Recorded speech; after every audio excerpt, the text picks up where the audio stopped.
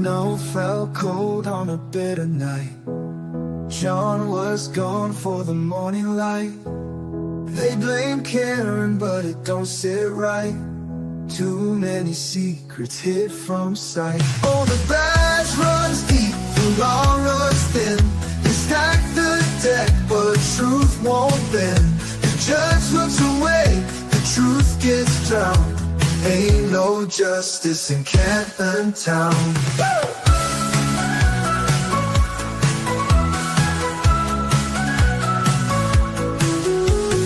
Proctor's story shifts and sways. Cameras vanish, records fade. The Alberts toast while the doubts grow strong. The folks still fight, won't be long. Oh, the badge runs deep, the law runs thin. They stack the deck, but truth won't bend. The judge looks away, the truth gets drowned. Ain't no justice in Canton Town.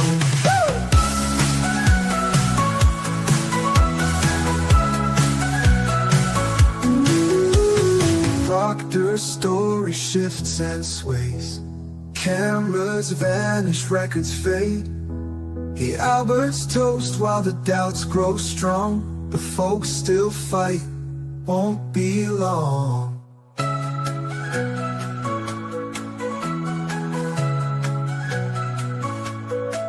Oh, the badge runs deep, the law runs thin. They stack the deck, but truth won't bend. The judge looks away, the truth gets drowned. Ain't no justice in Canton Town.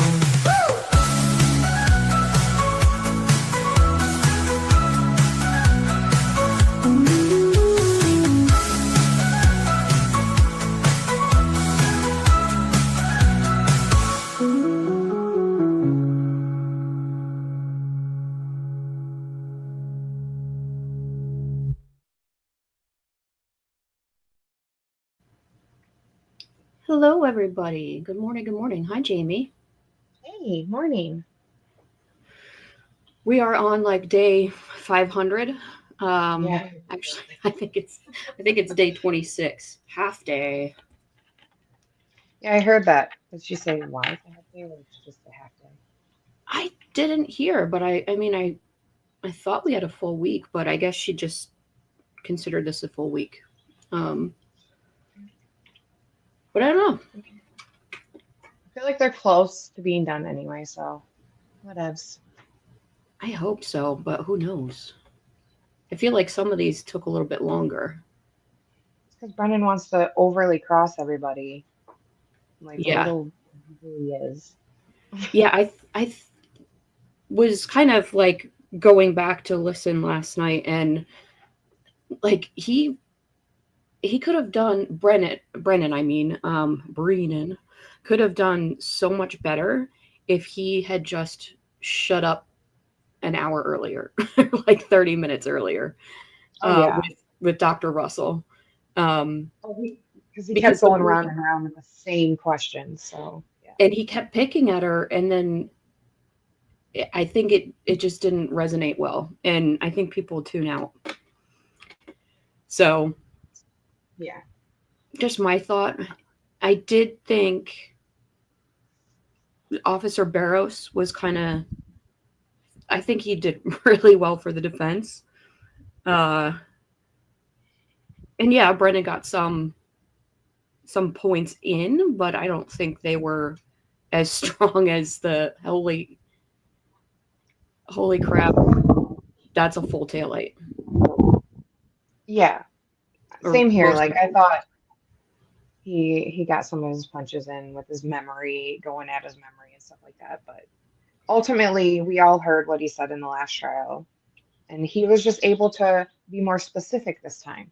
Because they didn't really, because I remember him on the stand, they brought him up, they asked him, and if the defense hadn't even talked to him, how would they going to know if they showed him a picture and he said, well, no, it did look like that. You know what I mean? So now that they've been able to talk to him and he's like, no, it did not look like that. They're like, okay, we're bringing you in. Right. Let's talk more about this. Because I'd be scared to like cross him if I wasn't sure what he was going to say. Yeah. You know, 'cause I mean, he did say a piece missing, but everybody's perception of that is a little different. So maybe he would have been like, well, yeah, I meant like the whole piece is missing. And then you're like, well, that doesn't help us any. But, Yeah. but And I thought he was good otherwise. Like his testimony of like, well, I know what I saw, even though he keeps saying, keeps getting caught up in the memory thing. yeah. And I think that, what was I going to say? Oh, I felt I was watching some of the recaps last night, and they kind of said it the way I was thinking it, and I couldn't put it in words at the time. But that guy looked like Officer Barrows looked like he was like, oh, thank God somebody finally asked me for more details. like I've been sitting on this for a year. I've wanted to say more, but I wasn't asked further questions. And the defense didn't cross him last year, so they didn't ask further questions. Lally didn't want to ask him further questions. So yeah, I remember thinking, why did Lally even bring him in? He's not good for them. And he was pointless, but Lally did a Lally thing, you know. Well, I also think Lally had somewhat more ethics, marginally. I would agree. I feel like Lally's like, bring it all in. I don't care anymore. Like, let's just do this. And Brennan's more strategic and weaselly about what he's doing. Right. And that's not like the prosecution isn't supposed to be weaselly. Like they're supposed to do what Lally did. Bring it all in and let the jury decide. Like these are the facts. This is what people saw. Yep. It's exactly how it should be. The Commonwealth shouldn't be trying to keep everybody out so that their bad facts don't come in. Yeah. You know, you're supposed to bring all these people in and be like, yeah, we have bad facts, but here's the truth, guys. And that's not what they're doing. That guy basically got on the stand and accused Mass State Police of planting evidence with his testimony. Yeah. Yeah. But did you not get a good chuckle out of the fact that he's like, aren't reports important? Aren't making thorough reports? Oh my God, I was losing my mind. How dare you, Brennan, make accusations against this guy about shoddy police investigation and reporting? He didn't detail his report. I was like, I was losing my mind. I said the audacity out loud. I know. I'm pretty sure that I did comment on it. I was like, oh, really? Throwing stones in glass houses here. No kidding. Oh, no. Lally did hide the videos, but I don't know. See, maybe Lally was good at hiding it, but also I think that Lally found those. They were brought to his attention, the Sallyport videos, and it was like, what the hell? I think he was like ignorant with some things. Like, yeah, I think he was like, oh, I think he was a stooge. Yeah. That's just my thought on that. And the inverted part, like, I think he played it and he was like, holy crap, like, and didn't notice it at first. Maybe he did. Like, I don't know. Yeah, maybe he's like, no. Let's just put this up there. It's fine. So, more than just hiding the video. Yeah, I know. He did other stuff, but at the same time, I still think he was. I said marginally more ethical than he did, guys. Right. You're right. Like he did stuff, but he also ultimately during the trial brought it all out. He even brought Proctor up there, regardless. Yeah. Oh. Yeah, I think that's the word. Maybe ethics isn't. It's less shady. I think ethics is a perfectly good word to use there. I think Brennan is as unethical as they come. I think that. Yeah, Brennan for sure. Like this man is irritating. Yes, this is a good point, Jess. I think that he just listened to what everybody told him because he was a stooge. He was literally a wet noodle up there doing whatever the puppet masters told him to do. I think he gives zero craps about this trial. I feel like he was forced to prosecute it, and he was just like going with emotions. That's how I felt with Lally. Yeah.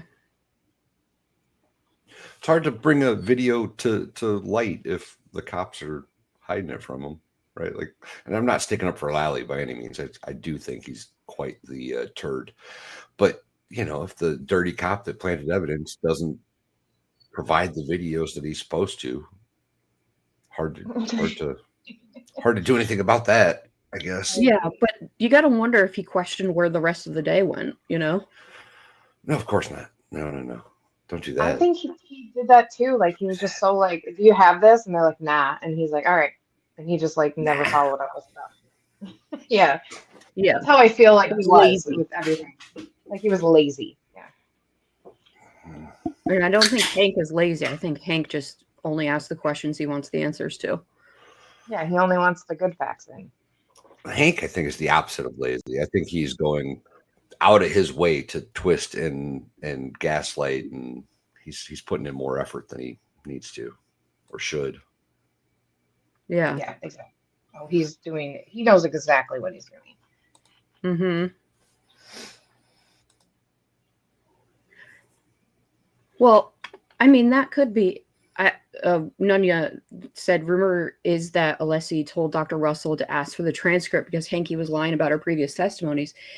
Yeah, I mean, I really think that was a nothing burger. Like, and she did what she was supposed to do. She was honest about it. And yeah, it is what it is. But I think they could have, like, if she had testified in other cases, they probably could have saved that by saying, have you ridden with lawyers in other cases when you're out of the area or something like that? And it would have been like, I don't think it was that weird.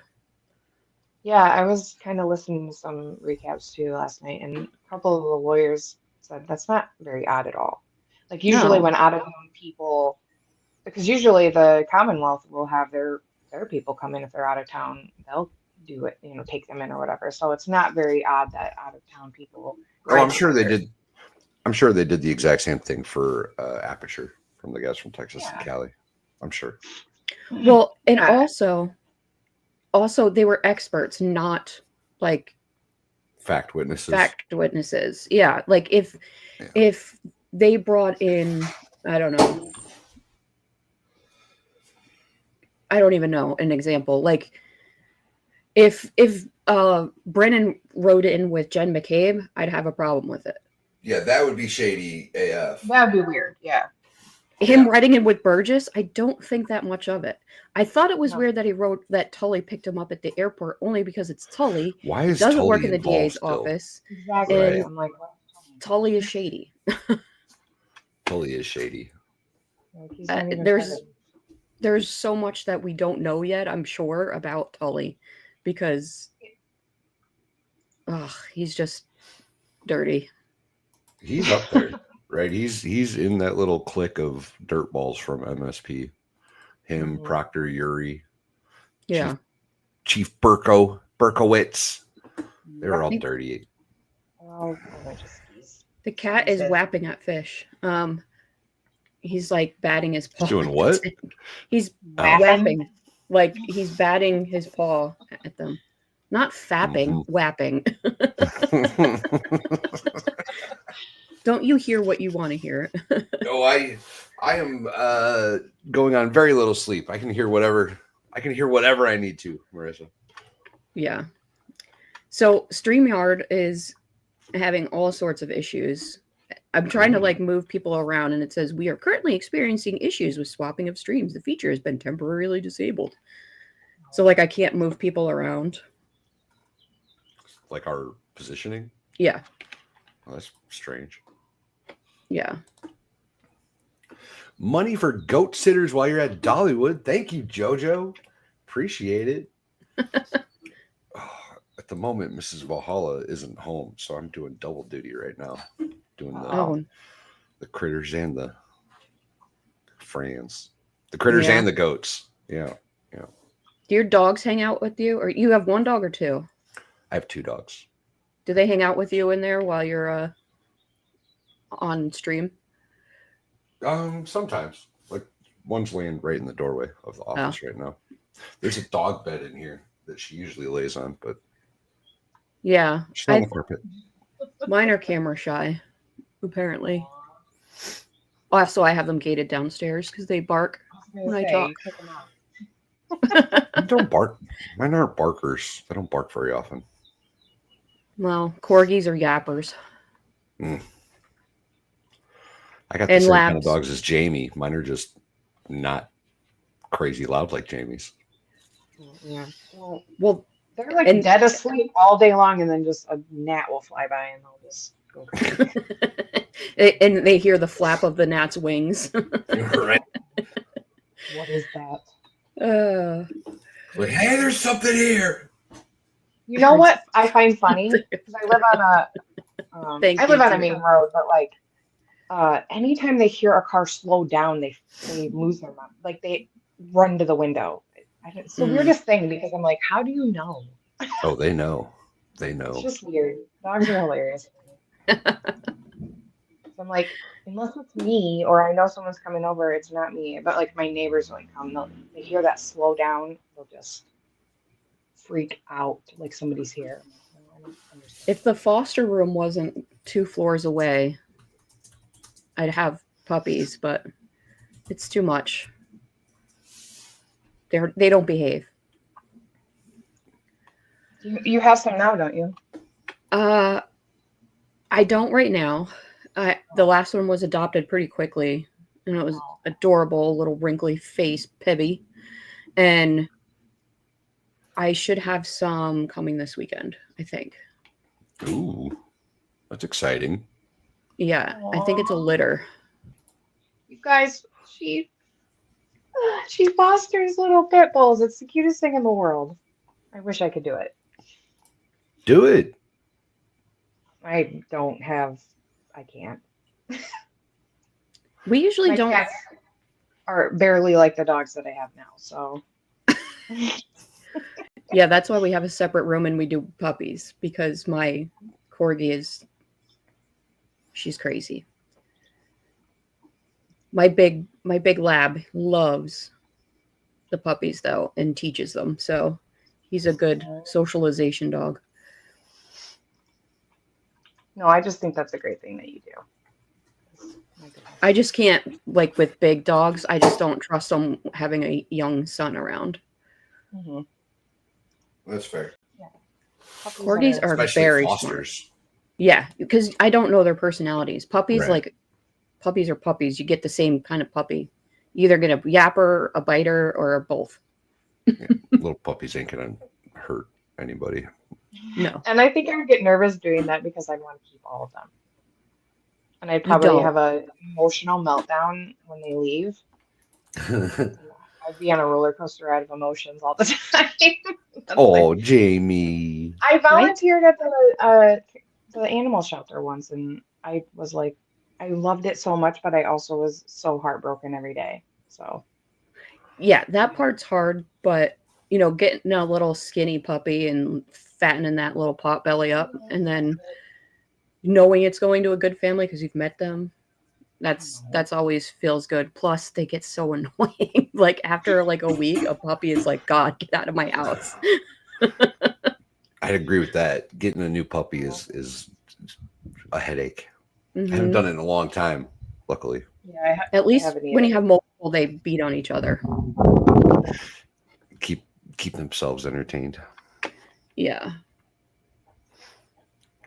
We are still on fan watch down here. Where's Mommy rescues bait dog pit bulls? That's cute. That's Aw. probably pretty rough. Coming in all gnarly and Yeah. chewed up. Before I had a kid, we had some of the more very sad stories of adults, and I actually have some bites too that look very similar to John O'Keefe's. Weird. Yeah. Weird, huh? Who was asking about it? Shore Life Creations. As of last night, he has yet to get his suitcase but they did find it. It's on an island called Transit. So hopefully it'll be there soon. Oh, God. An island called Transit. They're not really sure where it is. It's in transit. Hopefully that means it's on its way to Tennessee. That's like my worst fear, like traveling somewhere. is losing my Yeah. luggage. All right, so the jurors are here, ready to go, but I know I told you, Mr. Yannetti, I'd hear you at sidebar on this, so why don't we come to sidebar? Well, then why'd you wait so long? Because that's what she does, Jamie. She starts 10 minutes later than she's supposed to, and then she does a 20-minute sidebar, and then she calls the jury in and explains that they're doing great things with the time. Yeah. Yeah. Even though they're probably at least 3 days behind. Mm-hmm. Same. I hate her too. She's pretty annoying. After yesterday, when all right, I knew she wasn't going to go for the mistrial, but letting Brennan continue with that line of questioning, I was like, what? Really? With the That's DNA? insane. I should have been kicked to the curb. That was for sure. Good morning, Miami Terrible. Spice. Hey, Miami. Yeah. Oh, who do we got in the peanut gallery of O'Keefe's today?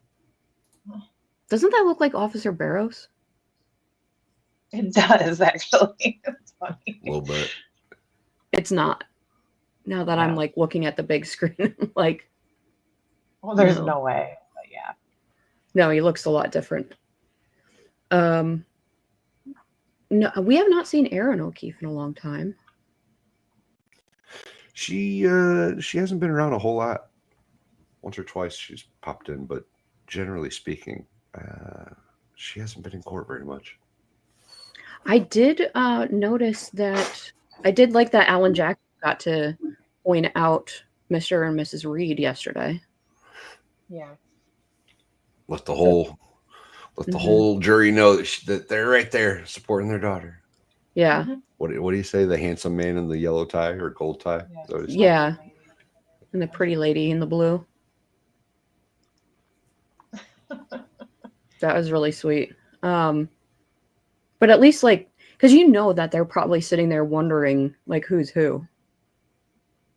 Oh yeah. Probably. Yeah. I would be. Like, who's all these people over here and who's over there? They probably don't even know that they're separated by like factions, if you will.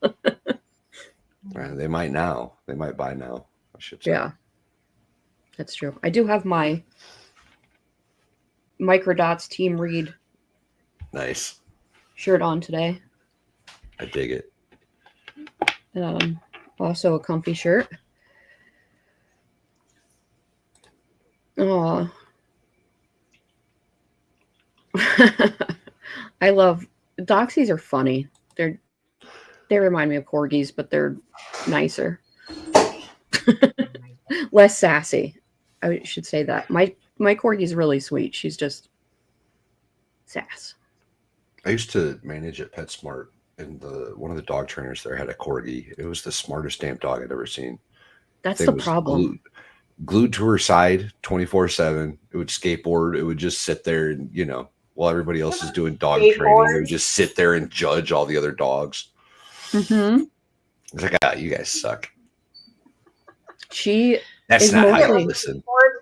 Skateboarding dog? Yeah. Is that what you said? Okay. You said it so casually, like it's something dogs He used do. to skateboard. The dog used to skateboard. I don't know what else to. It was a cool thing to watch.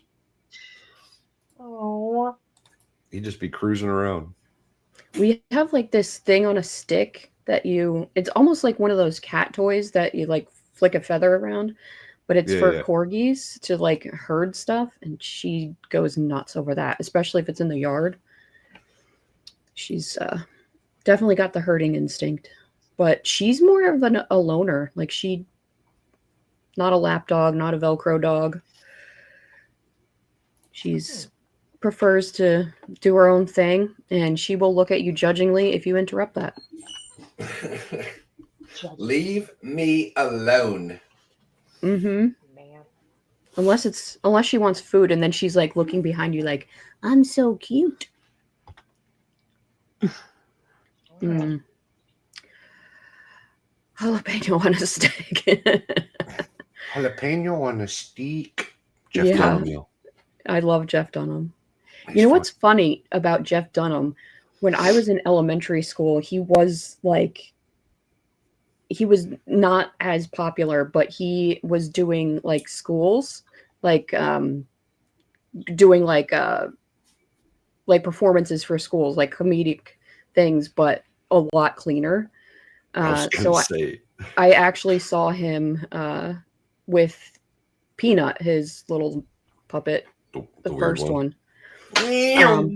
Yeah. I saw him with that one, and it was almost like motivational speaking, but it was fun. I can't imagine Ahmed the dead terrorist going over very well in elementary schools. I don't think that one was out yet. When I was in elementary school, anyway. Ahmed the dead terrorist. That was one of my favorite puppets of his. Yeah.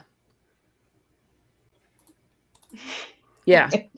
I haven't seen him since, but it's just funny, like when he got popular and then he got a little less clean on his jokes. Well, he went through like a divorce or something, and after the divorce, all of a sudden he was like, F it, we're going there. Yeah. He was post 9/11. I think so. 9/11, yeah. Which I was in like 12th grade for or something.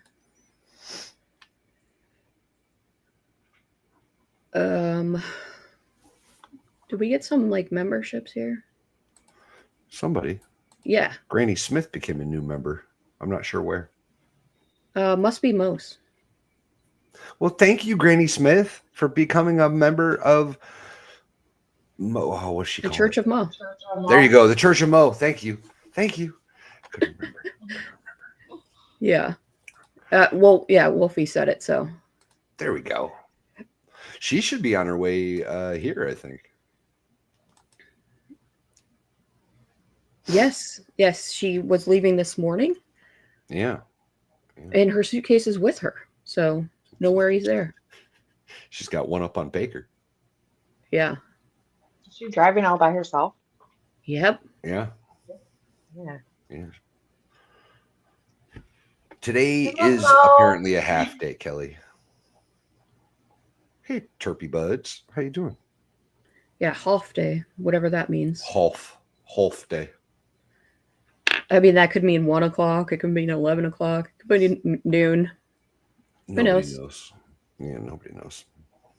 I just didn't plan anything.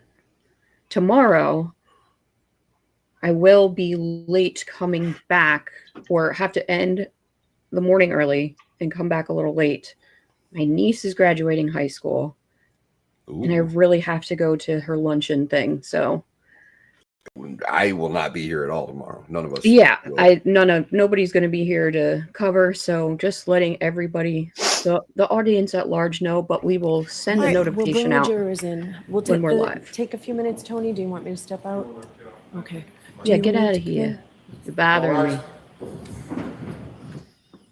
What is that from? What's that? Get out of here. You're bothering me. I think it's from The Mask. The Mask? Yeah. Okay. It's just like a random thing. And now my son says it. Get out of here. You're bothering me. Turns out it's actually from Godfather or something. Something horrific. What would be, Zach, what would be your inspirational words for my 17-year-old niece? Careful, buddy. Careful. I will filter it.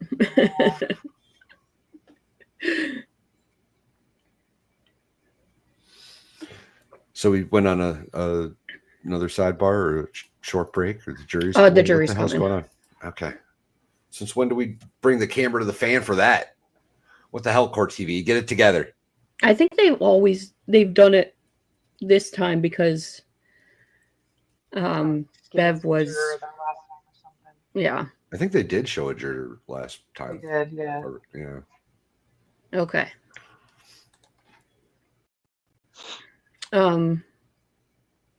Yeah, they did, but that's because they came in a different door for a sidebar conversation with that juror. It's one that got dismissed. Mm-hmm. Can you believe we haven't lost a juror yet?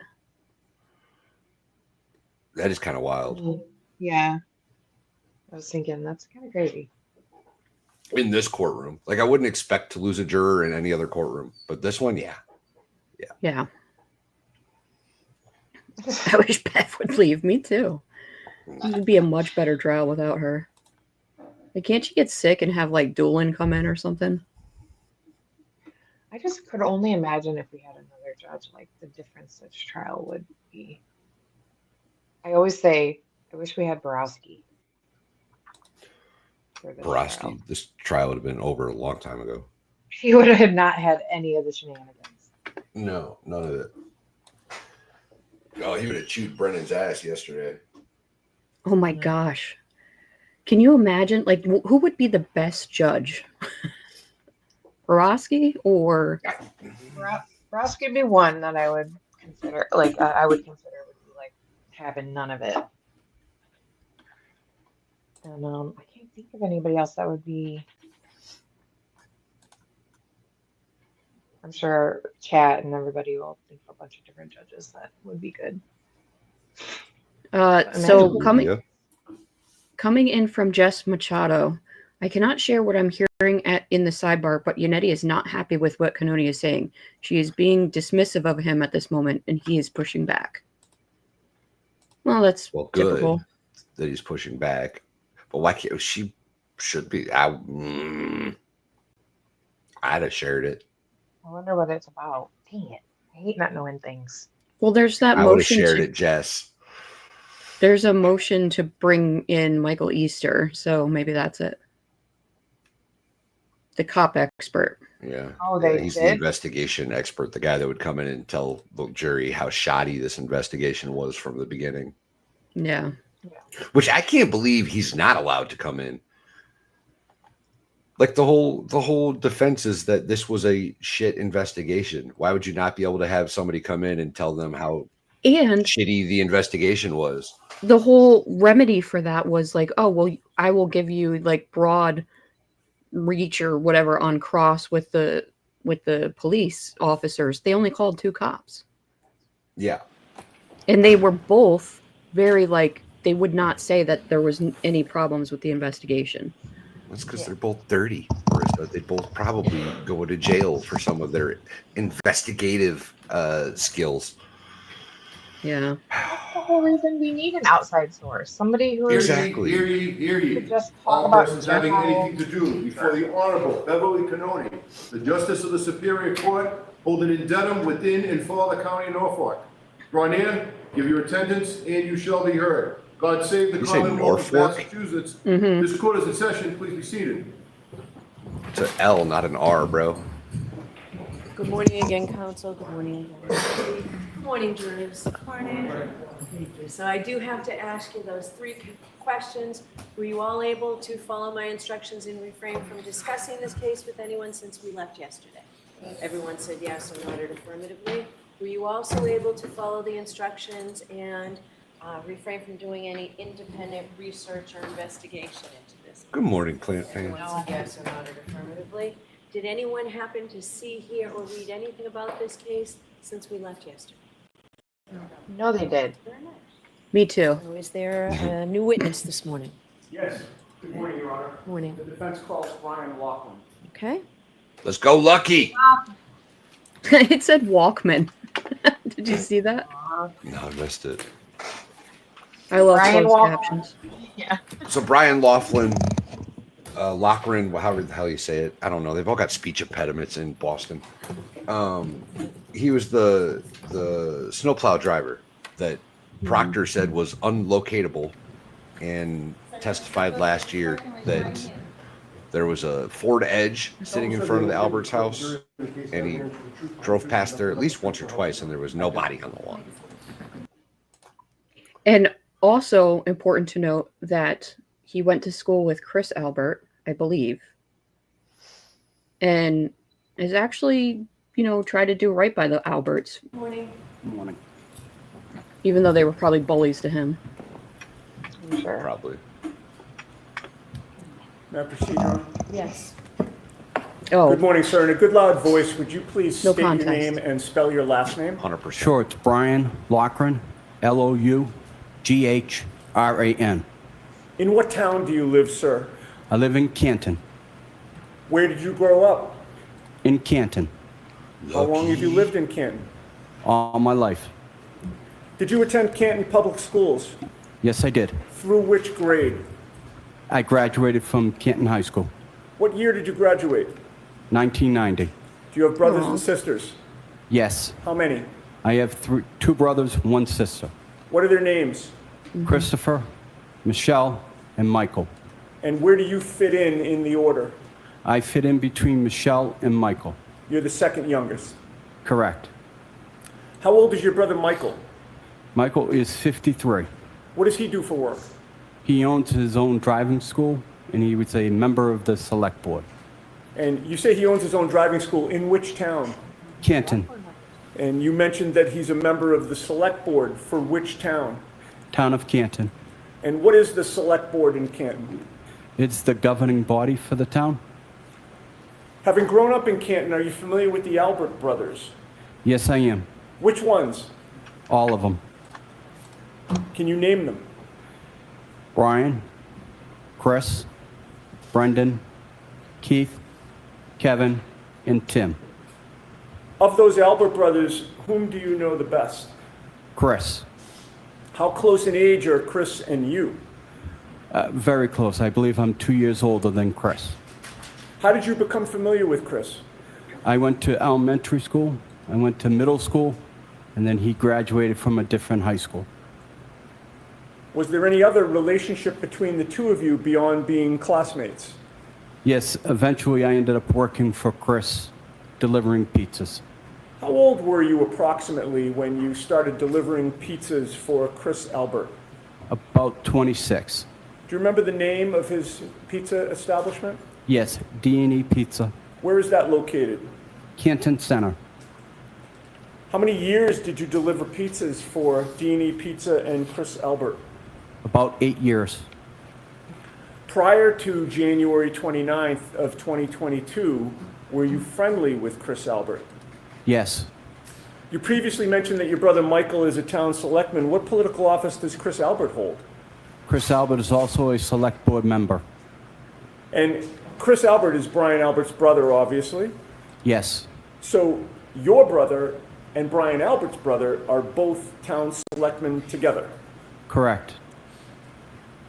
How did you become familiar with Kevin Albert?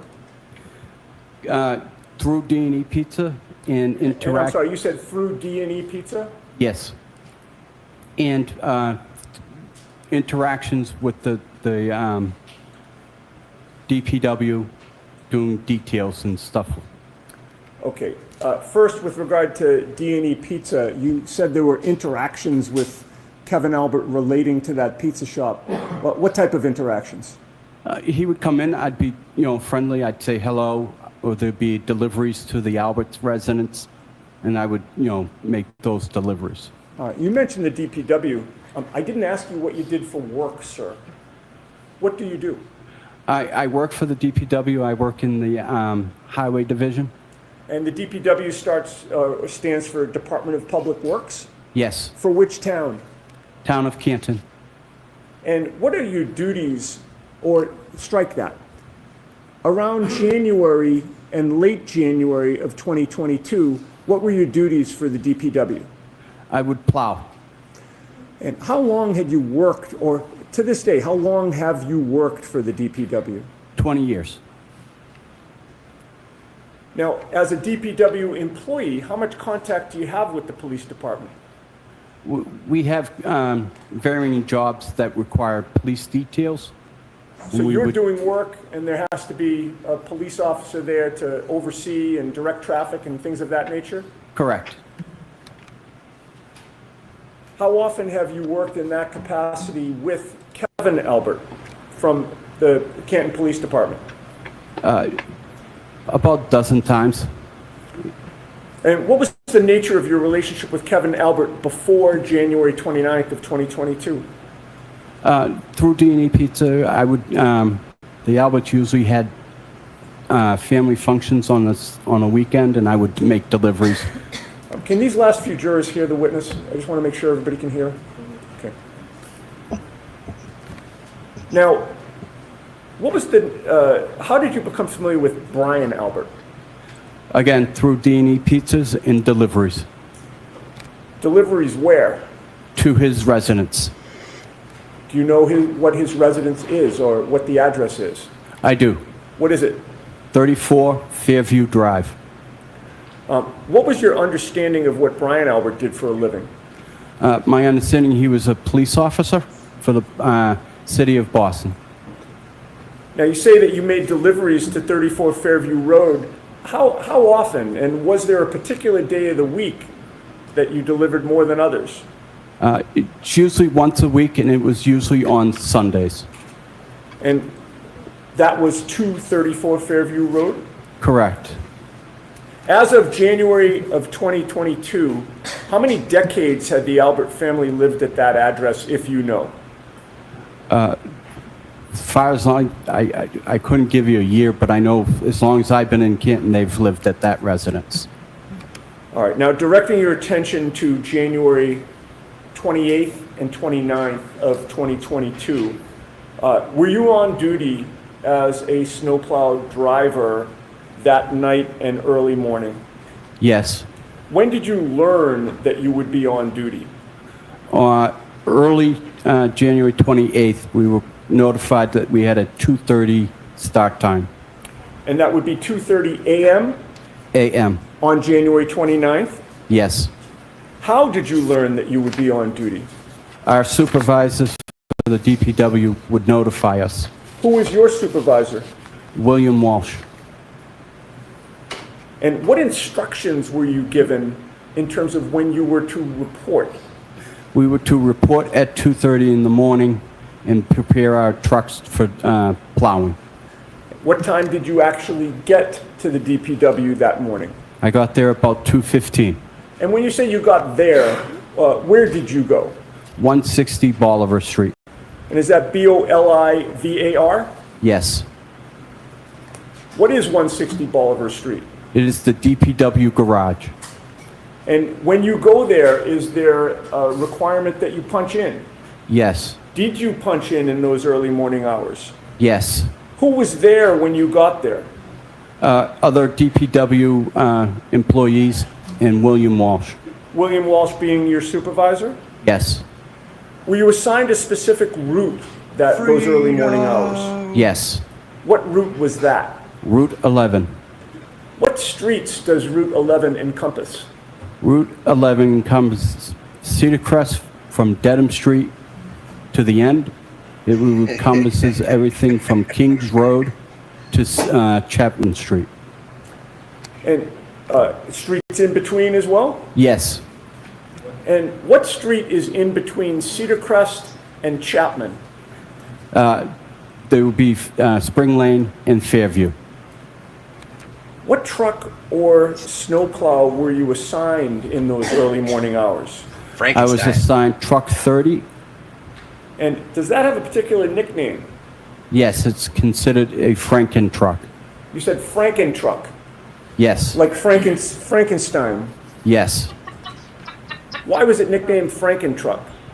It was a very uncomfortable truck, and it had a lot of mishmash of parts to make it more convenient for the drivers. Okay, I'd like to show you some photos, sir. Okay. It was a hodgepodge of parts. It was this big, ugly truck with this weird plow, and it sat up real high. I'm sure they're about to get into Mr. it. Loughran, I've placed 4 photographs in front of you. If you could just familiarize I hope yourself you with show a them and look picture. up at me when you're done.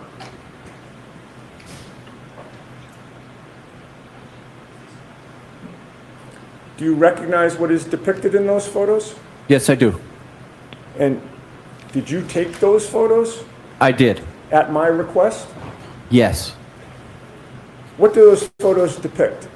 They depict the inside of truck 30 or Franken truck. And is there one that actually depicts the outside from the front as well? Yes. Do those photos fairly and accurately depict Franken truck as it looked on or about January 29th of 2022? Yes. I would offer those, Your Honor. I have no objections to any of the photos. All right, thank you. Perhaps they could be marked with the next exhibit number A through D. Yes. And once that's done, you can feel free to publish. Thank you very much. We're about to show the view from way up in Franken truck, I think.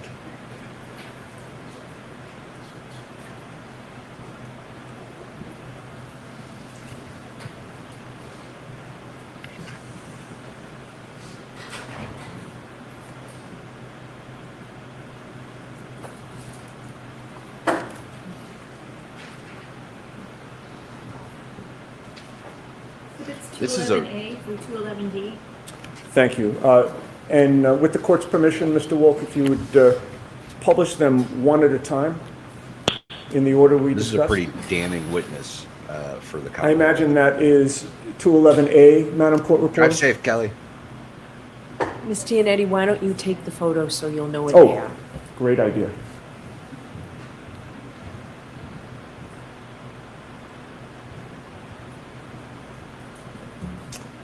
Okay, could you explain my turn to watch what it. 211A depicts not on for duty. this jury? That is the front of truck 30, Franken truck. And it's depicting the two mirrors on the right and left side of the fenders. Okay. What about the next one, please, Mr. Wolf? Can you identify, this is 211B, sir. Yes, that's the inside of the Franken truck looking out the windshield. As if you were seated in the driver's seat? Correct. Next photo, please. This is 211C. What does this depict? This is depicting on the range that I would see seated in the front seat, looking out the windshield, and depicting how much I'll be able to see. Okay, and this would be more toward the left side in front of you as you're seated in the driver's seat? Correct. All right, next photo, please. This is 211D. Could you explain this to the jury? Again, I'm sitting in the front seat of the Franken truck, and I'm taking a picture out the right side of the windshield, again, depicting on how much I can see out it. Thank you. Okay, we can take those down and put the lights on. Okay, so you previously testified that you got to the garage about 2:15 a.m. on January 29th. Could you explain to the jury, what do you do when you get there at 2:15 a.m.? So at 2:15, we do a simple circle check to make sure that there are no defects with the truck. We go ahead and we make sure it has plenty of diesel. And then I put, any supplies that I may have for the night, planning on an overnight shift. And then I get in the truck and I proceed to my route. And what type of supplies are you talking about, sir? Any types of drinks, food, anything, snacks. Preparing for a long night? Yes. The circle check, does that mean what it sounds like, where you sort of take a circle around the vehicle? Yes, we're trying to make sure that the truck is safe, that there is no defects that would hinder the job ahead of it of being able to plow.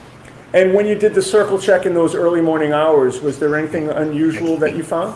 None. Were you comfortable driving the snowplow that night? Yes. And you mentioned that you make sure it's filled with diesel fuel so you're good for the night. Correct. Now, what lighting is there on the truck We didn't see him. facing outward? I have 4 lights. I have the initial headlights, and then I have 2 plow lights that are on either side of the fenders. And And then I have marking lights, and then I have work lights in the back for the sander. okay. If you recall the one photo that showed the truck from the outside, were the 2 plow lights visible in that photo? Yes, they were. Were the headlights visible in that photo? Yes, they were. Could we display that one more time, Your Honor, to have him point that out? Is there a pointer there, sir? No, there is not. Okay. Could you describe on 211A where those plow lights are? Plow lights are just above the grill on the right side and left side. Okay. And would it be fair to say the plow lights appear to be a clear lens and then an orange lens on either side? Yes. And the headlights, sir, where are those located? They are to the right and left of the grill, and they're underneath. Okay. And those are located just to the right of the grill in terms of as we're looking at 211A? Yes. Okay. We can take that down and put the lights back on? Now, do you recall whether or not, oh, strike that. You also mentioned marking lights. Where are those? Marking lights are on the top of my truck, along with the beacon light on top of the truck. And what is a beacon light? Beacon light is exactly what it looks like. It's a light that just illuminates and it goes around in circles. And the marking lights, what do they do? They're similar to driving without your headlights. They're just there to mark the truck so that it's more visible for residents who may be driving and not paying attention. And where does the lighting face those marking lights? Front. Okay, so in terms of the light that strictly goes toward the front, you have marking lights, plow lights, and headlights, correct? Correct. Do you recall whether, when you did your circle check, you checked out whether those lights were all working? Correct. And were they working? Yes. When all of those lights are on, how bright is it in front of your truck? Extremely bright, almost as if I had a spotlight. And that's facing straight out? Correct. What about facing diagonally out front? Again, as far as the lights will illuminate. And then on either side, directly out to the side, how far can you see? About 5-6 feet. Okay. So you see more when you're looking straight out and then diagonally out, correct? Correct. You can see farther? Correct. Now, how about in terms of you being situated in the vehicle? How high up is the driver's seat?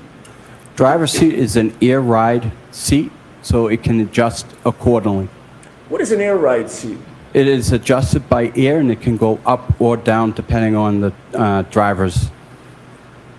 And how long did it take you to do the circle check, to put your snacks in the car and water, and to make sure the car or the truck is filled with diesel fuel? About 5 minutes. All right, so if you get there at 2:15, is it fair to say that you're ready to go on the road somewhere around 2:20 or 2:25 a.m.? Correct. And when you did start to go out on the road at around that time, how was the seat adjusted? I adjusted up so that my knees would hit the bottom of the steering wheel. How big is that steering wheel on the truck? It's fairly large. It's larger than a regular passenger vehicle. It's very large. As of January 29th of 2022, were there any obstructions on any part of the windshield that would prevent you from having a clear view in any direction through the windshield? No. Once you got into that truck in those early morning hours, how far could you see in front of your truck? As far as my eyes would let me see.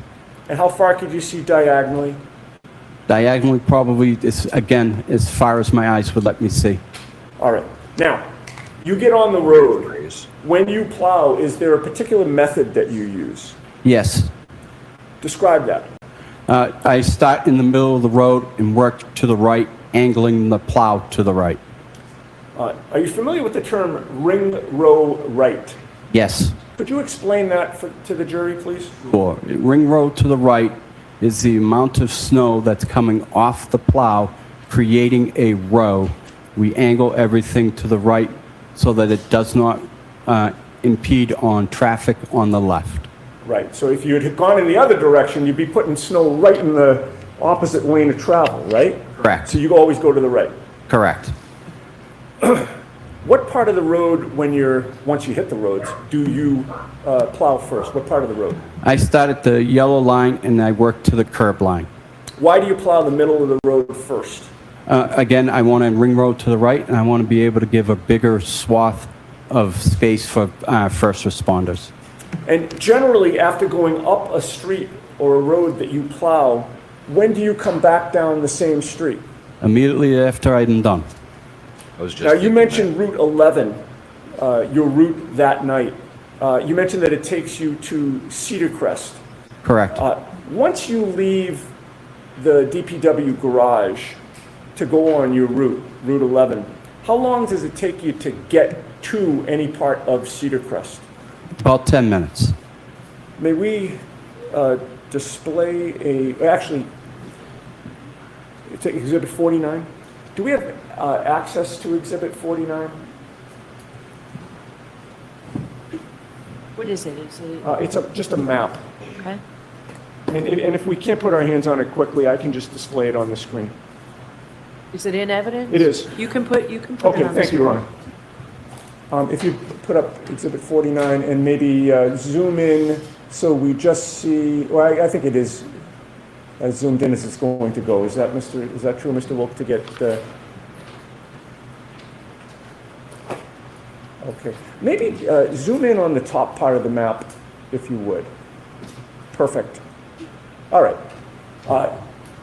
So are you able to see that map from where you are? Yes, I can. And by the way, do you wear corrective lenses? Yes, I do. What do you wear? I wear glasses, and when it's inclement weather, I wear contacts. So on the night in question, They don't get fogged up. when you went out on your route that night, were you wearing glasses or contacts? Contacts. What are you wearing today? Contacts. You've testified in a prior proceeding regarding this matter last year, correct? Yes. What did you show up with that day? Glasses. And what's your difference? What is the difference in your ability to see the screen with your glasses or your contacts? My contacts makes things a little bit more brighter, allowing my eyes to see better You have with more the difficulty contacts. seeing distances with your glasses? Correct. All right. Get Any glare. problem seeing that screen here today? None. All right. What does that depict? That depicts my route. Cedar Crest, Dew Lane, Spring Lane, and I'm not able to read the one underneath Spring Lane. Just Certainly it's a portion of your route, correct? yes. All right. Now, you see where it says Cedar Crest, right? Yes. And you see the red dot there? Yes. Does that red dot refresh your memory or orient you, I should say, as to what road that red dot is on? Yes. And what road is that? That would be Fairview. All right. Now, when you hit Cedar Crest Road, are you in that area of Cedar Crest or are you in a different area of Cedar Crest when you first come upon Cedar Crest Road? When I first come on, I'm coming in at the beginning of Cedar Crest, which is at Dedham Street in Cedar Crest. Okay. And how long a road is Cedar Crest before you get to the area of Exhibit 49? I would say that's about a mile and a half. And how long does it take you to plow Cedar Crest before you get to this area on January 29th of 2022? About 10 minutes. All right. How much of that mile and a half or so stretch of road did you plow when you first encountered it? I plowed the entire street. If we could zoom out, please. All right. And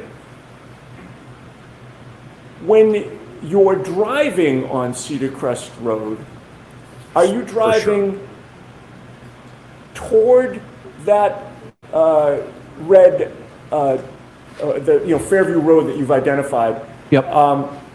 Coming in from the right portion of the map or the left portion of the map? I'm coming from the right side of the map. All right. And so you start about a mile and a half down the road to the right, which is off this map, correct? Correct. And you say it takes you about 10 minutes to get to the area of Fairview? Yes. So would Fairview be on your right or your left when you first encounter it? On my left. And when you hit Fairview Road that first time, what do you do? I go all the way to the very end of Cedar Crest, turn way? around in the cul-de-sac, and then head back up towards Fairview. Okay, so you're passing Fairview on your left, Yes, plowing further, and then turning around and plowing back? yes. And when you came back to the intersection of Cedar Crest and Fairview, what did you do? I take a right. And how familiar were you with 34 Fairview Road on that day, Very, very familiar. having delivered pizzas there for years? And then having grown up in that neighborhood. Were you friendly with the Alberts growing up?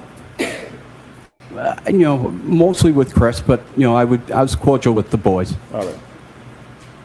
The And boys. when you entered Fairview Road from Cedar Crest for the first time on your route, would 34 Fairview be on your right or your left? On my right, And can you give the jury your best estimate of when or what time was it when you first encountered 34 Fairview Road on January 29th of 2022?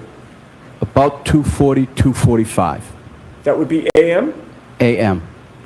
And when you were passing 34 Fairview Road or encountering it at that point, what did you know about who lived there? I knew the Alberts lived there, and I knew that Brian Albert was a police officer, first responders. Now, aside Good from call. the lighting on your truck, were you aware of whether there were any streetlights in the area of 34 Fairview?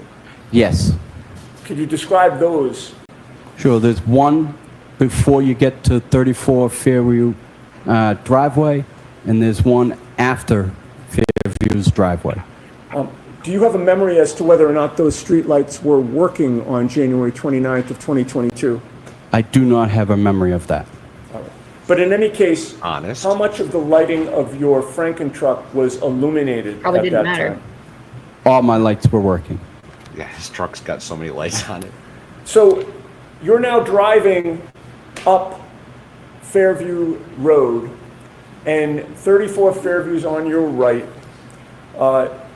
Taking into account the lighting conditions that existed, especially on your truck, how much of the front lawn of 34 Fairview could you see? I could see all the way to the front door. What obstructions were there at the time when you first passed the Alberts residence? None. Were you familiar with the area of the flagpole on the left side of the property? Yes. Now, when you are plowing, sir, where is your attention focused? My attention's focused out the front window, to the right and to the left. Why? I am looking for pedestrians. I'm looking for residents that may be backing out, not aware that I'm there, and God forbid, not- animals. It's not God- illegal. How much of the time that you're plowing? Hold on. I need to address this. It's not illegal to not illuminate your flag, okay? It is, however, improper. If you fly a U.S. flag at night, it should be illuminated. Otherwise, it needs to be taken down and brought inside. It's not illegal. It's just improper flag etiquette. Correct. It's just disrespectful. Yeah. Flag etiquette, everybody. With Val. You heard it here Jamie? first. Don't you do it. Don't you listen. There is proper flag etiquette, and by God, you need.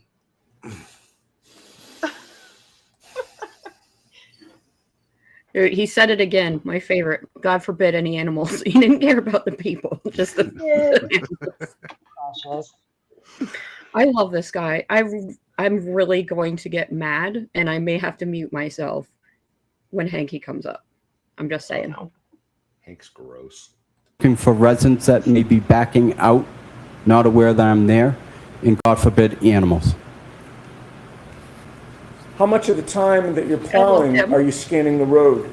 All the time. Now, as you were passing 34 Fairview, could you see the area of the flagpole at 2:45 in the morning, sir? Yes. What was on the ground on the Alberts lawn at that point in the area of the flagpole? Nothing. did you see a 6'1", 216-pound man lying on that lawn? No. Now, after plowing Fairview with the Alberts Agreed. residence to your right, what do you do? I go to the very end, take a left on the Chapman Street, back down Chapman Street, and then take a left back onto Fairview. And are you plowing the whole time? Yes. Does anybody hear that like knuckle popping kind of sound that's I happening? think it's a binder. I thought it was you. Oh, the binder. It sounds like a, I don't know. Somebody was like- cracking them out. Yeah, but that makes sense. So you get to, in this diagram, Exhibit 49, we don't have to turn the lights off. I think we can see it. You're traveling in a down direction, correct? Correct. And you would hit Chapman Street. Is that fair to say that's at the bottom? Correct. You do some type of three-point turn and go back down Fairview? Yes. How long does it take you to get from 34 Fairview the first time to get to Chapman Street? Ugh, Maybe 5-10 minutes. And then how long does it take you to get from Chapman Street back down so that you're now passing 34 Fairview again? Again, about 5-10 minutes. And when you're coming back down, what side of the road is 34 Fairview? On my left. Saw that, Baker. When you pass 34 Fairview at that time, are there any obstructions think it's- preventing you from seeing the front I lawn? don't think it's any None. coincidence that the What was three there any streams that difference in the Marissa's been lighting charge on of your have truck all when got you were coming limited back down? monetization. No. Where was your attention? what? I don't think it's any coincidence that the three streams that Marissa's been in charge of have all gotten limited monetization. They All keep three of putting them. up that gross arm. I've even tried and limiting it by like taking it down, especially during pause. But As soon as that picture hits, it just goes yellow. They're like, he "Yep, did it that's close before it enough." hit. It put the arm up yesterday. Really? Maybe It's it is just- you then. I offend Potty people. mouth in here. Potty mouth. I haven't dropped any swears today. Not yet. Hank hasn't started questioning anybody yet. That's true. I've been behaving ish. Ish. Focused when you're passing 34 Fairview on your left? Again, out the front, right and left. And how much of that front lawn are you able to see on 34 Fairview when you're coming back down from Chapman? I can see everything. I can see right up to the front door. What did you see on the front lawn of 34 Fairview on January 29th of 2022 when you're making the second pass by 34 Fairview in the area of the flagpole? I saw nothing. All right, now, you've made an up and down pass, sir, correct? Yes. Once you pass 34 Fairview for that first up and down pass, where do you go? I then go do Spring Lane, and I do that top and bottom. And is there a point in time when you come back to the area of Fairview Road? Yes. That second time now that you're coming back, I'm counting the up and down pass as the first time. Okay. You with me? Yep. That second time now that you're coming back, about how long is it after the first time? About 45 minutes. So now it's about what time that you're coming for the second time to this area? 3:30.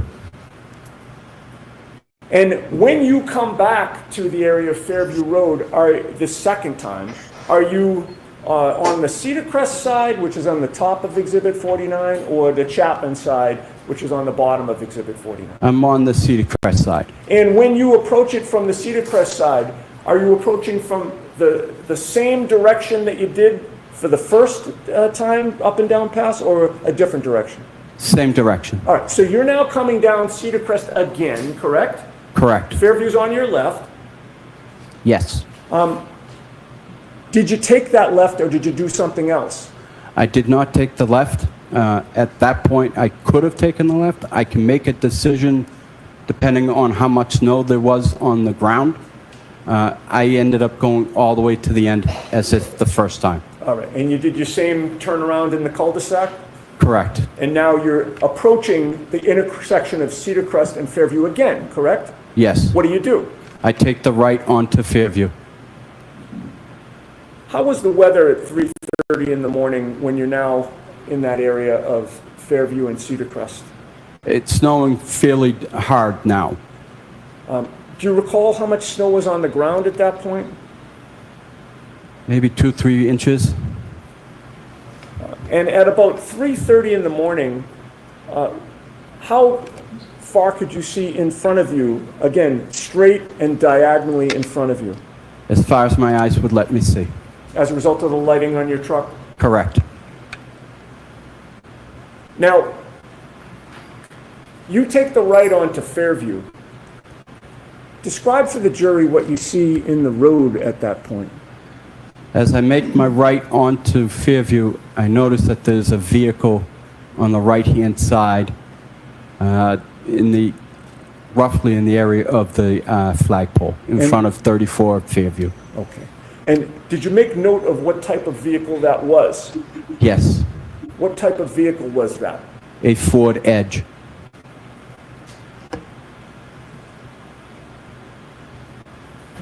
What direction was that vehicle parked when you saw it? It was parked nose going up Fairview.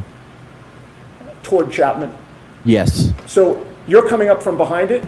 correct. Do you see the rear of that vehicle? Yes, And was it parked adjacent to the Albert property, or was it across the street from the Albert property? adjacent to the Albert family. And how close to... Do you have any opinions on Lucky's tie today? I think he's looking quite dapper, actually. I think so too. I mean, I'm sure it's his funeral suit, and I don't even care. No, hell no. Rock that funeral suit. Yeah, do it. So yeah, we got the vehicle in the Ford Edge, Ford Edge. but he didn't see It's- the Jeep and the plow, which is weird. But this was later, right? Yeah, this is much later. Much later. Like, so they what, should be gone 2 by in the now. morning or something like Yeah. I think Higgy's already at Canton PD, I think. Right. that? Oh yeah, this was well after everybody. It was left. like after 2, right? Yeah. I believe so. I didn't even pay attention to the time. The time I didn't either. I missed it. I forgot about the time, but I knew it was well after like 2 in the morning. But that means that somebody must have moved their car out there. Yeah, almost like they were trying to block the camera across the street or something. Oh, Yeah, that maybe. was like kind of Or the if, whole you know, information. they didn't want to drag a body all the way across the lawn. They just loaded it into the car and dumped it out the side or something. Something. Right. I don't know. Something. To the area of the flagpole was that Ford Edge parked at 3:30 in the morning. I can't give you an exact measurement, but looking at the front door, it was about 3 feet to the left of the front door in the area of the flagpole, so in between the front door and the flagpole. Now, what caused you to remember that there was a Ford Edge parked at 3:30 outside the Alberts residence that night? For as long as I can remember, they have never parked a vehicle in front of their house. They've always had enough ample parking in the driveway. What policies or protocols of the DPW are in force when vehicles are parked on the street or the road during a snow emergency? There is no parking allowed. We are supposed to notify our supervisor when there is a vehicle in the way. At that point, the supervisor will make attempt to call the resident or have the police show up at the resident. And then if they can't get the car removed, the car gets towed. I do believe there's Sir, did you follow 3 protocol that night? I did not. Ford Edges. I believe there's 3 Ford Edges in the Albert clan, at Mhm. least. Yeah, I think Brian Albert himself had one, but I think one of the kids drove it. Chris. I think Brian had one. I think Allie McCabe, I think, had one. Mm-hmm. And then somebody else. I don't remember. I could Chris, be wrong on maybe? that too, but that could be. I think Chris. I believe Yeah. that it was Colin was one of them. Oh, yeah, maybe Colin. I don't know. Why Colin not? and Kevin. Brian, Albert, Colin, Knowing and Kevin. the Albert family, knowing that there was a first responder, I gave them respect and opted not to follow procedures. How did the presence of that Ford Edge parked on the side of the road affect your direction of travel? I had to go around the vehicle. How did you maneuver around it? I had to maneuver to the left, go up, and then maneuver back right into my lane, and then continue up Fairview. And at any point when you were maneuvering to the left and then angling back to the right, could you see part of the front lawn of the Alberts? Yes, Were you able to see any part of the area around the flagpole? yes, as I maneuvered back right. And when you maneuvered back right and saw that area, what, if anything, did you see on the ground in the area of the flagpole? I saw nothing. All right. So now you've passed 34 Fairview again. Where do you go? I go back to the top of Chapman, and again I do a left and a right and head back down Fairview. Another 3-point turn. Correct. So now you're doing your second up and down, correct? Correct. All right. So you then enter Fairview again, coming back down from Chapman. And how long does it take you to get back down to the Damn it. area of 34 Fairview? Again, about What are you 5-10 doing over minutes. there? Now, you are now approaching You're 34 putting the Fairview, and it's space on your bar. right or your left this time. Again, it's on my left. What, if anything, did you see in the road at that Get it point? together, lady. Again, I Jeez. saw the Ford Edge in the road. Now it's on your left side? Yes, Did it appear to be in the identical position as when you came up the street toward Chapman? yes.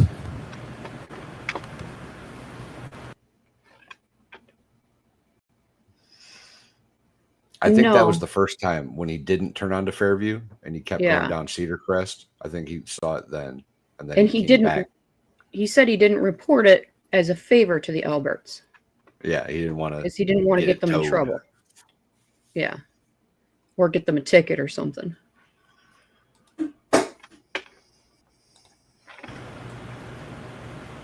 How much of the area of the flagpole were you able to see this time as you're coming back down from Chapman? I was able, it was obstructed, so I wasn't able to see as much as the first time, but I was still able to see the flagpole. What did you see on the ground in the area of the flagpole at now 3:35, 3:40 in the morning? I saw nothing. All right, so now you've done your second up and down pass, correct? Correct. Where do you go? I go back out on the Cedar Crest and I continue to do the rest of my route. Now, at this point in time, did you do more of your route or spend more time away than you did between the first and second time? I did more of my route staying away from Fairview. And about how long did it take you before you came back to the area of Fairview Road? About 3 hours. So, what is your best estimate of this third time that you're Right. now approaching Fairview Road? About 6:15 And that'd be AM a.m. on January 29th? Yes.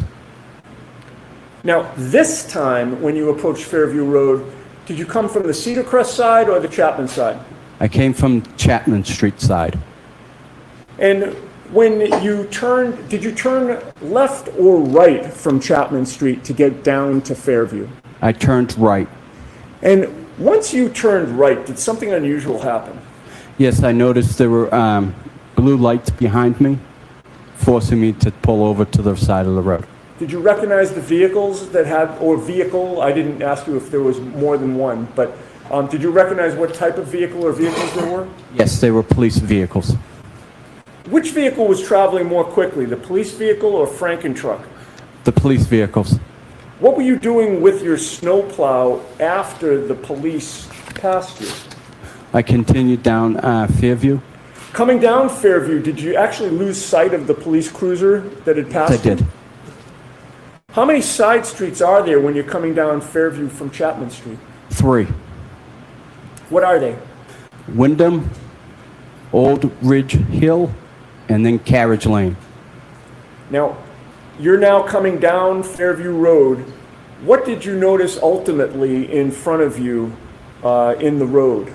I noticed the police cars had the road blocked off and preventing me from going to Cedar Crest. And with regard to the lighting on those police...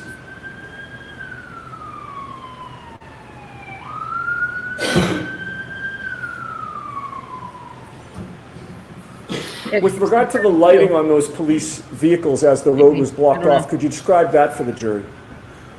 Sure, they had all their blue lights on, and they were parked, blocking the road, the entire road. I couldn't get through. How well lit was it in the area where the police were? Very well lit. So you're now confronted with a blocked road. What do you do? I turn around at Carriage Lane, and I continue to do that road, and then I exit Carriage Lane and go to the left. All right, and going to the left would send you back toward Chapman Street, correct? Correct. And once you leave the area of Fairview Road, how long does it take you to come back down to Fairview Road to finish the plowing that you didn't do the first time? As soon as the police were able to leave the area, I was able to finish that area. Do you recall what time you finished your shift on January 29th? I honestly don't know. I don't know. Okay. I don't remember. I'm sorry. No worries. Do you remember if it was daylight out at that time? It was daylight. Okay. Now, sir, in the aftermath of that storm, when was the first time you were approached by anybody connected within this investigation on either side, if you recall? About 2 weeks. Who was it that approached you at that time? First name is Paul, and he described himself as a private investigator for the defense team. Prior to hearing from the defense private investigator, had you ever heard from anybody from any police department whatsoever? No. Do you know who Michael Proctor is? I do. Objection. I'll allow that. Why not? Why is And that objected did Michael to? Proctor ever call you or contact you at all in those 2 weeks? No. Where did the defense investigator approach you, if you recall? He approached me at my place of work, which was at the Canton Ice Rink, Metropolis Ice Rink. And what were you doing at the ice rink? I was operating the Zamboni. Of course He rides a Now, without Zamboni! telling us, Outstanding! Outstanding! Of course Oh, he I love drives Lucky. the Zamboni. Duh. That makes me so happy. He's a Zamboni driver, y'all. Oh, That was funny. told him, did you speak to the defense investigator? Yes, I did. Oh, And at so somebody asked what a Zamboni was. A Zamboni is the big machine that they drive on the ice at ice rinks to flatten out all the divots and cracks and makes the ice smooth again. Yeah, does it drop water? I think it has like a big water tank on it that's got warmer water, and They fill in all the cracks with the water and then it refreezes and it makes it all very smooth. So like in a hockey game between the periods, the Zamboni will come out and clear the ice. yeah, so it'll be like all matte from like the skating, and then it comes by and it's like shiny and glossy. It's like amazing. it's like the world's best ASMR. Like just so satisfying. At some point, did you do something with the defense investigator? Yes, I met him for a second time at the Kennedy School, and then we both drove my route. Skipping ahead to the next year, sir, 2023, were you approached by law enforcement officers who were not Canton Police or Massachusetts State Police? The Yes. FBI. Without telling us what you told them, did you speak to them? Yes. Before speaking to them in 2023, had you ever heard from former Trooper Michael Proctor or anybody from this investigation from the State Police or Canton Police? No.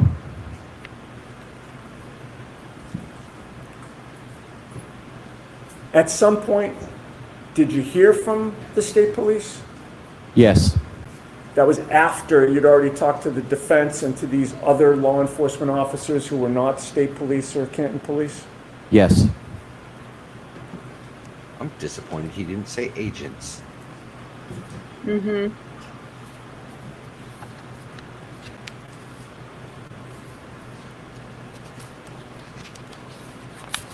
And sir, how clear is your memory about what you saw or didn't see in the early morning hours of January 29th of 2022 in the area of 34 Fairview?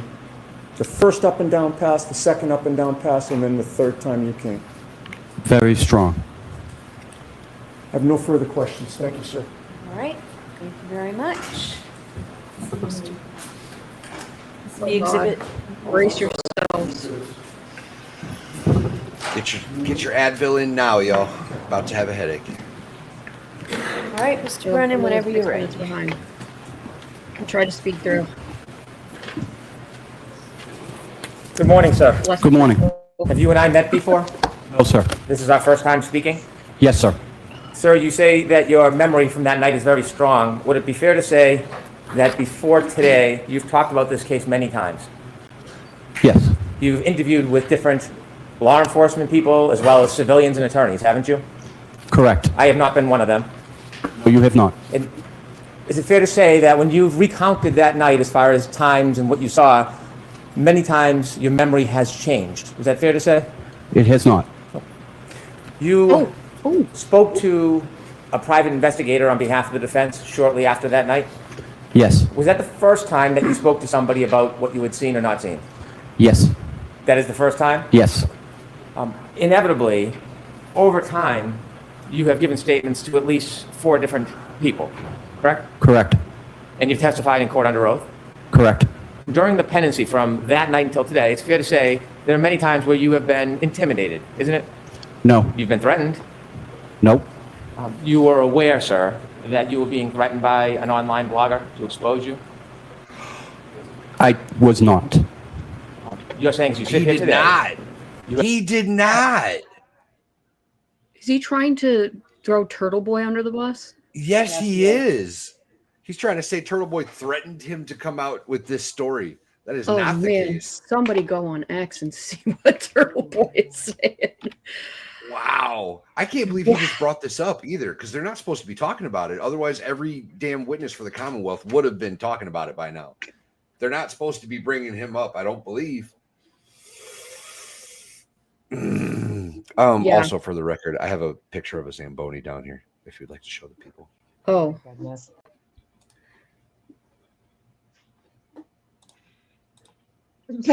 There's a Zamboni. This bud's for Blackhawks. you. Don't you? No.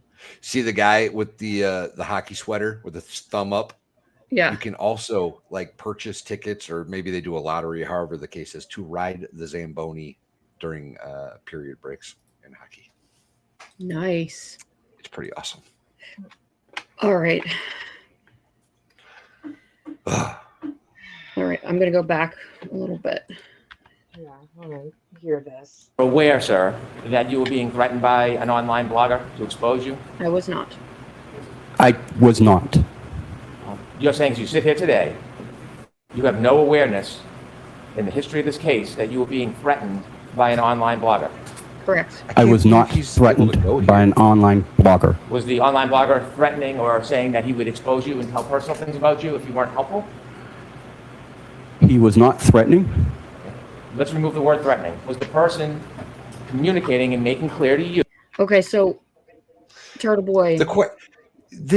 What did he say? What did he say? Okay, He said, hold on, Hank I is got a a- rant. God damn it. Hold on.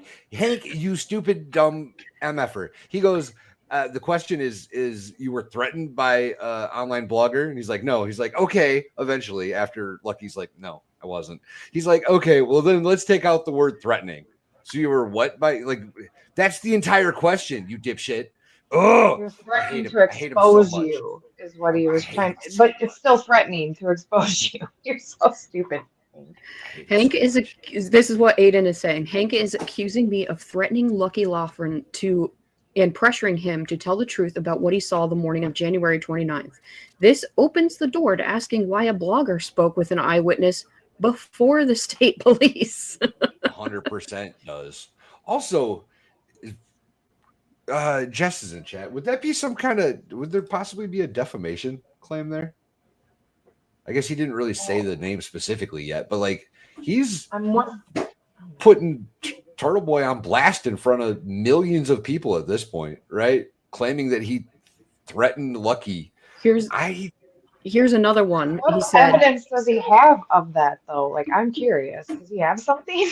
here's more backstory on that. So Aiden also said a minute later, this is the lowest thing Hank Brennan has done thus far. When I first spoke with Lucky Loughran, his wife had just passed away. He didn't want to speak with me. Months later, I tried again to reach out to him, and he told me the truth. The jury looked disgusted when Lucky said that his wife had recently passed away. So that's coming up. Sorry. Spoiler alert. Spoiler. Yeah. So here we go. At least he set the record straight. Threatened by an online blogger. Was the online blogger threatening or saying that he would expose you and tell personal things about you if you weren't helpful? He was not threatening. Let's remove the word threatening. Was the person communicating and making clear to you that if you didn't testify in a certain way, there would be some consequence to you? Objection. Can we have a time frame, please? Anytime from when you first spoke to the private investigator until today, were there communications made to you by an online blogger that there would be consequence to you if you didn't testify in a way that was acceptable to them? No, You listened, of course, didn't you, to podcasts that were about you? I did not. People told you about them. Yes, they did. When friends told you about them, you knew who that person was that was making those claims, correct? Correct. You were well aware of the person had a very strong and large social media presence. I didn't know how large or what his presence were, but yes, I knew he had a blog. Well, you know now because you follow that blogger now, don't you? I do follow him, yes. You pay for a subscription? I do not. Did you get one for free? I did not. And in following that blogger, you know full well the power that person has to get attention from the community to harass, correct? Yes. And so, So he during the likes pendency him. of this case, not only were He's you not threatening. aware that you were being pressured to testify a certain way, you also knew there'd be consequences if you didn't. Objection. I'm going to allow that. The premise of that question is not accurate. So he can answer it. Shut up, You knew Beth. there was pressure for you to testify a certain way in this case, didn't you? I did not know I was being required to testify a certain way. I was also at the time dealing with the loss of my wife. I was not paying any attention to any social media. Sorry for your loss, but you are aware during the pendency of this case that Oh. there's been pressure on you to testify in a certain way. Isn't that No. fair to say? No, Sir, you received a call from that blogger, didn't you? I did. And during that call, did you know the person was recording you? I did not. You later learned that the person recorded you. I did not. Do you know that your conversations were spread throughout the community online? I was. Sir, some of those communications or inquiries were claims that you would be exposed for personal matters if you didn't testify a certain way, weren't they? No. Inevitably, you've met this person, haven't you? I've seen him. I haven't met him. Have you ever spent time with him? No, I have not. You're still a follower of that blog. I am. When you follow the blog, do you read anything or do you watch it? No, I don't do much anything towards the blogger. As you follow it, you can see there are oftentimes articles about you. No, Haven't you ever been encouraged to do the right thing? no, Haven't you ever been celebrated after you've testified in a way favorable for one Yes. side or the other? yes, And so when you were being celebrated, that certainly took off any pressure that would be consequence, didn't it? Objection. Ask it differently. When you were celebrated for testifying a certain way, did you find that to be encouraging? Objection. I'm going to allow it. I did find it to be encouraging, Did but you, I did not want it. I don't think I deserved it. All I was doing was my job and telling the truth. did you Good enjoy man. the attention that you got? There you go. I did not. Did you pose in photographs with people who support one side or the other? I did. And when you were in those photographs, cares? Are you saying that you didn't enjoy the attention that you were receiving? I did not.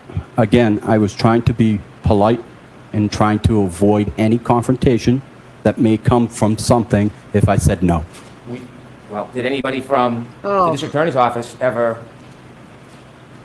suggest they would confront you or punish you if you didn't testify a certain way? No. Nobody else did either, turd. How many friends contacted you about what was being said before you testified, the pressure? How many people told you about that? I couldn't tell you. All my friends were telling me. So you were hearing a lot of noise or information from your friend group and community about what was being said about you. Yes.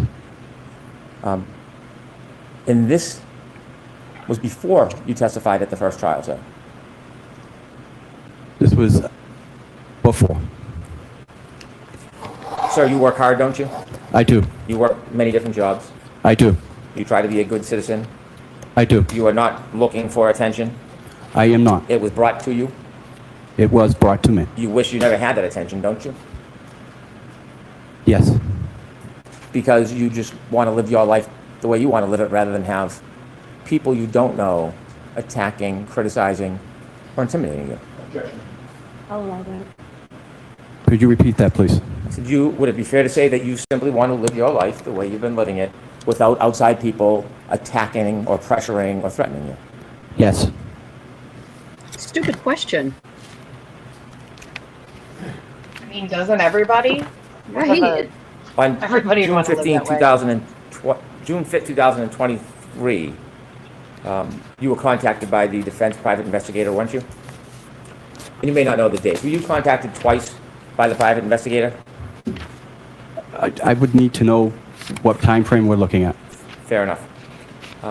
By the way, the blogger that I speak of, do you know if he is friendly or supports one side over the other? I know he is friendly towards one side, yes. Okay. The side sitting in the back of the room? Does it matter? I would say to the defense team. You've interacted with a private investigator hired by the defense. Yes. Have you also interacted with any of the attorneys? Yes. Yes. Which attorneys have you interacted with? Mr. Yannetti. Have you contacted or have you spoken to any other attorneys other than Mr. Yannetti? Just Mr. Yannetti. How many times have you spoken to Mr. Yannetti? Again, what are we talking? First trial, this trial? The entire time, from that night until today. Can you remember how many times that you've spoken? About 5 times. How many times have you gone in to be interviewed by him? 4 times? During those interviews, were they spaced out over the course of this case? Yes. What was the purpose of those interviews? To go over my testimony. When you went over testimony, were you ever shown prior testimony? Yes. Were you shown prior reports? No. Were you shown a prior investigator's report? Yes. Were you shown a prior report by a law enforcement agency that is not the state police and not Canton? Not by Mr. Yannetti. I saw that first document for the first time during the first trial. When you were discussing your testimony, was there a discussion about the fact that the times that you gave the private investigator were different than the report from that law enforcement agency? Could you repeat that question, please? When you were preparing the trial in those meetings, was it brought up, and did you discuss that there was a difference in your memory, or at least in the reports, between what you told the defense private investigator and what you told that other law enforcement agency? No. Were you aware that there was a difference between the different statements attributed in your memory at the time? The first trial, yes. When you were with the defense preparing for trial, did you go over your testimony? Yes. Did you go over questions and answers? Yes.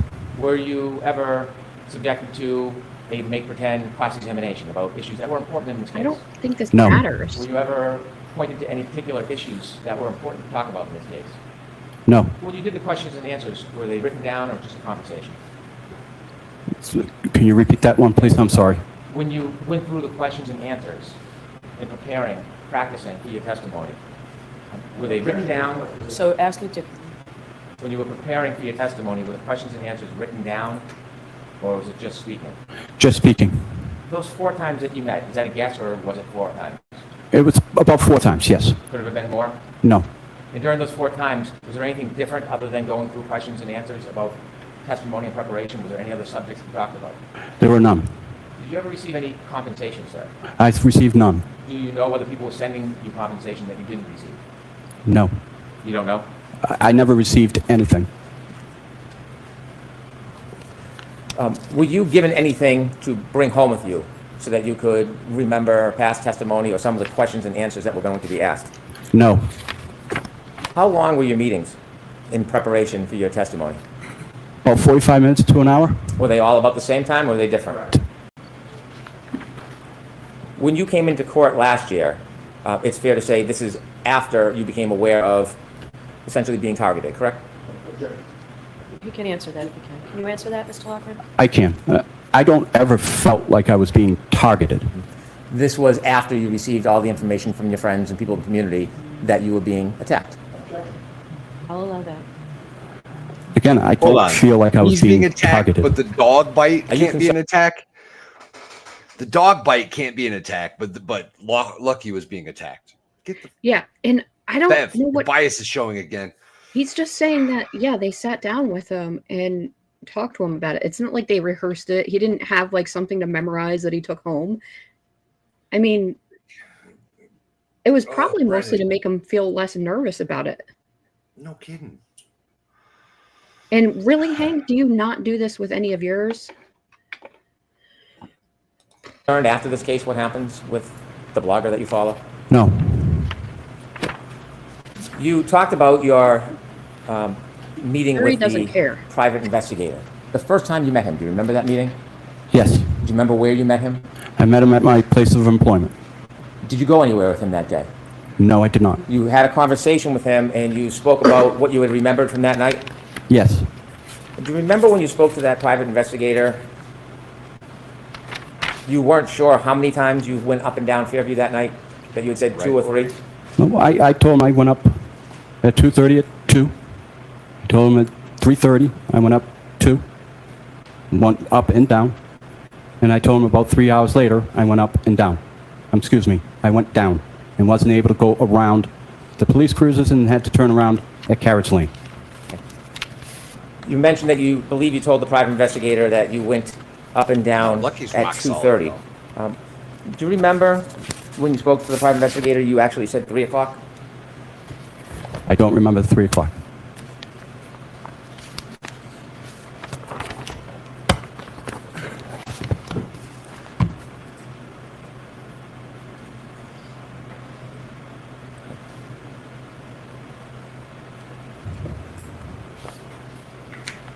May I approach? Yes.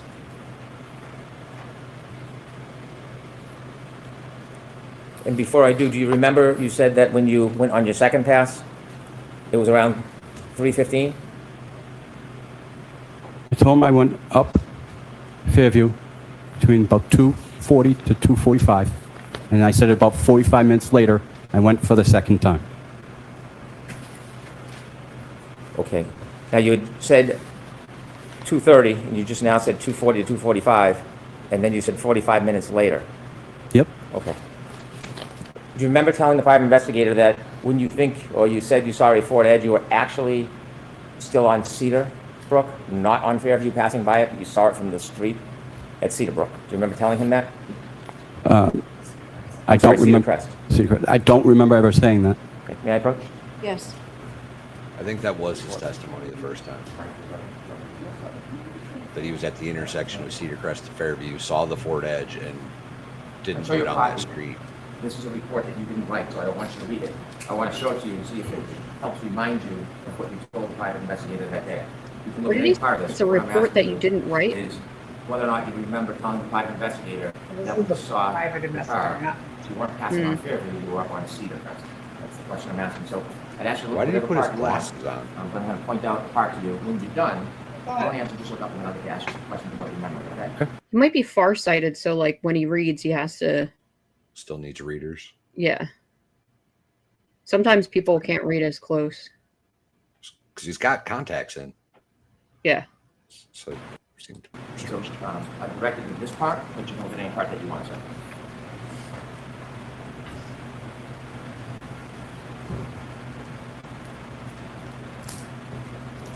Yeah, Anima.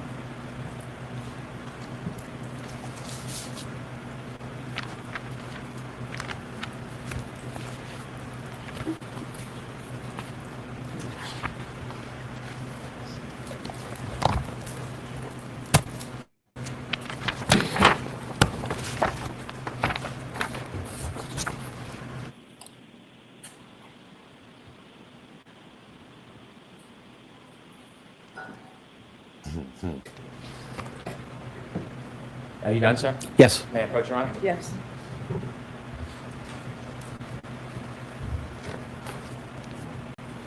This is lucky. So do you now remember when you were speaking to the defense investigator about seeing a car? You said that about 3:30 to 4 a.m. when you were plowing Cedar Crest Road, you looked toward Fairview Road and saw a small SUV parked in front of the house. Remember telling the PI that? I never remember telling him that.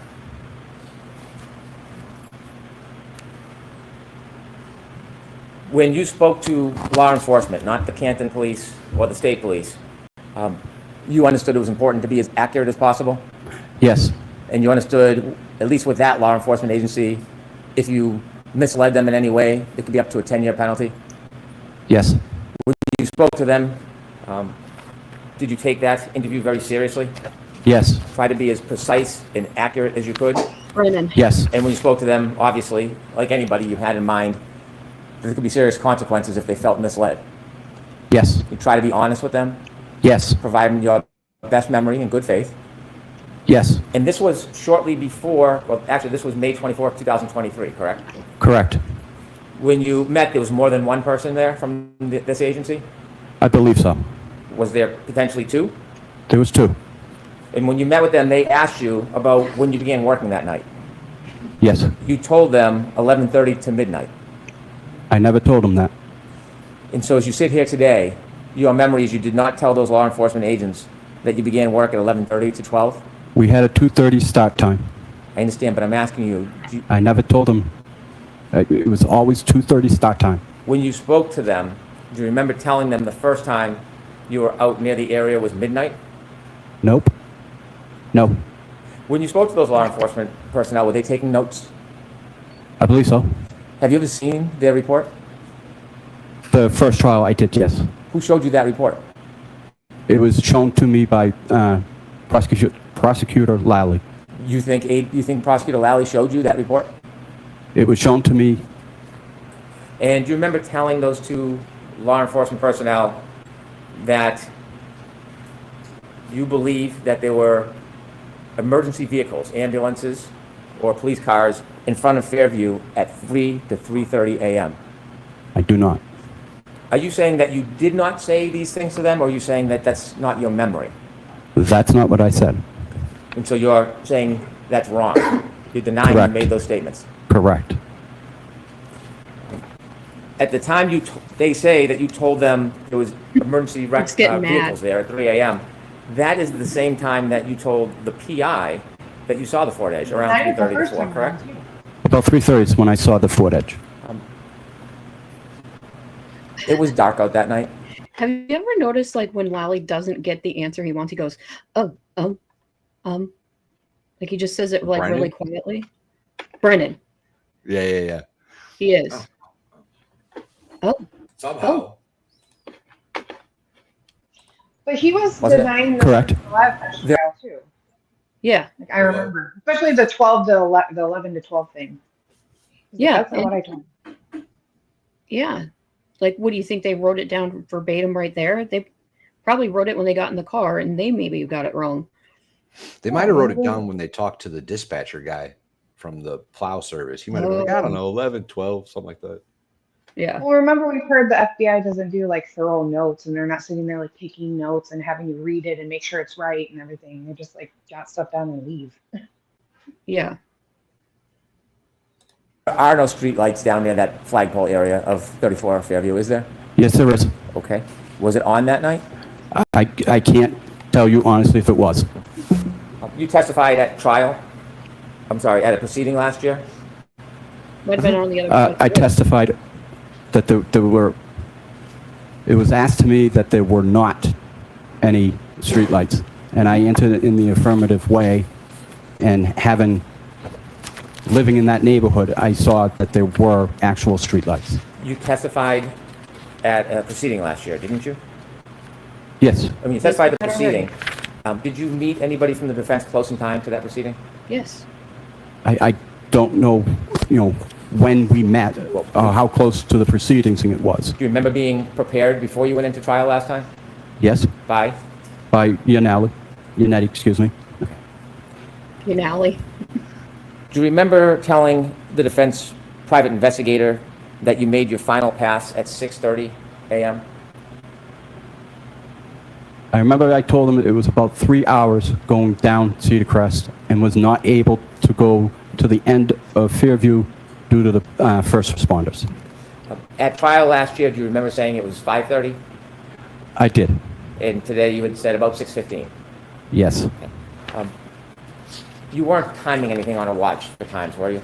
I Why was does not. it matter what You time were not it was? accounting in Either any way way, for time. there wasn't whatsoever a when you were body out that there. night, were you? No, I was not. When you're providing Wasn't a times, are body you trying there to at use your best 2:30? memory? Wasn't a body there at 3. Yes, Wasn't Do a body you there recognize at that you 5. have a different... Yeah. The point is, you would remember a body more than the time. Yeah. Especially from a plow driver that's sitting about 8 feet off the ground staring at that side of the road. Don't you think if he saw a body, he would have called somebody? Yeah. Because he wouldn't be able to recognize it from up there. He'd probably be like, "Whoa, Brian, you got a body on your lawn." Like, what Y'all, the heck? just so you guys are aware, the common theory, or one of the common theories, is that they dumped him where they dumped him so that they could blame it on the plow driver. Meaning that had this gone a different way, it would be Lucky on trial right now, not Karen Reed. He probably wouldn't have even gotten a trial. He probably would have had to plead because he doesn't have. I mean, let's be honest. You're driving a Zamboni in a plow truck. You're not making a ton of money. He might have a bunch of money, actually. He might, but I mean, does he Might. have millions? Like, No, he doesn't have did? Karen Reed money. no, I was not. When you're providing times, are you trying to use your best memory? Yes, Do you recognize that you have a differing memory on times of what you did that night? no, You talked about your view from the tow truck and that you have a bunch of lights on it. On the tow truck, you had mentioned that your vision to the side was 5 to 6 Tow truck? feet. Tow truck, Brennan? can you rephrase that, please? Yes, of course. You said when you were driving your tow truck, you could see forward and I sideways. didn't drive a tow truck. Okay, I don't want to be, I don't drive a tow truck. My apologies. Nice. My apologies. A snowplow. Thank You you. said you can see forward and sideways.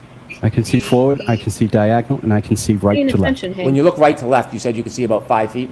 Correct. Do the lighting conditions affect how well you can see? No, Does the weather? yes, When you're plowing, are you ever looking at the street in front of you? yes, Are you looking at people's front yards? yes, And so, what did you see as far as the front door of the outer house that night? Was it open or closed? it was closed. Were lights on? I can't answer that for sure. I don't remember if there were lights on. How about the neighbors on the left? Were you looking at their front line? It's not Yes. notable. Did you see if their lights were on? Again, I didn't recognize if their lights were on. Do you look at every neighbor's front line up to the door as you're driving in the snow plowing? I look to the right and to the left, and my eyes will graze to the yard. Yes, I will look there. You were saying you have a specific memory of looking at the Albert front yard all the way to the door. Do you have a specific memory of looking at the other neighbors' yards to their door? Can you repeat that, please? I'm sorry. Yes, you said that you looked at the Albert house all the way to the door. Correct. Do you have a memory of looking at any other houses all the way to the door? Yes. Okay. Which house had a dumpster in front of it?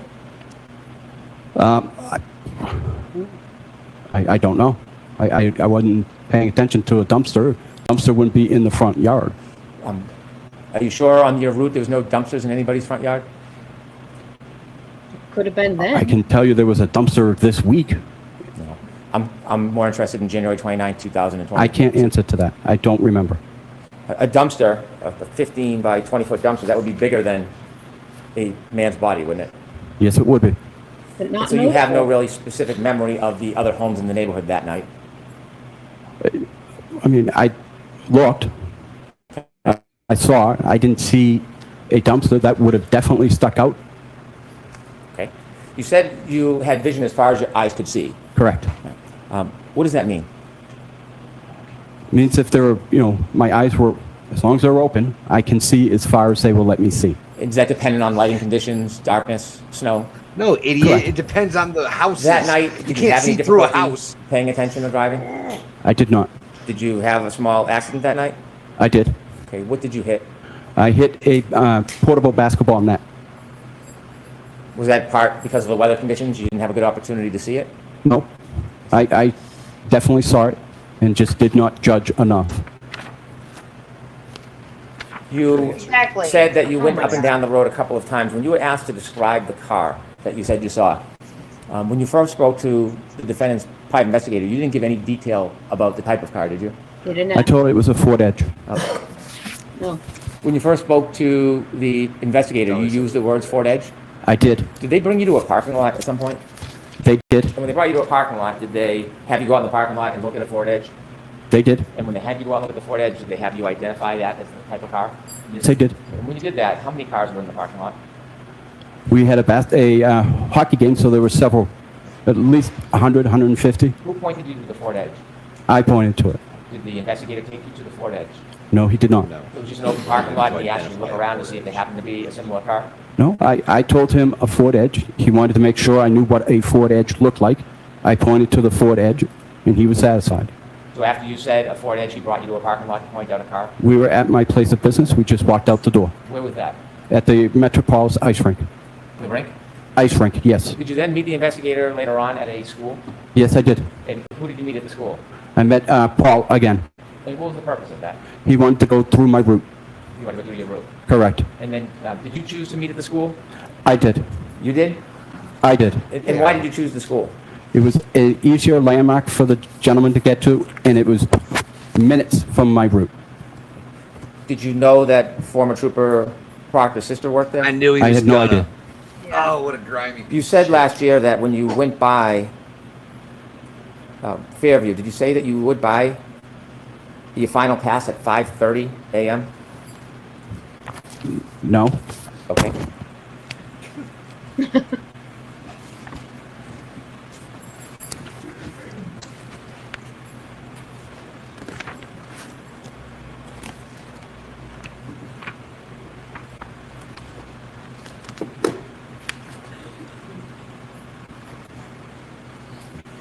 Can I approach? Yes.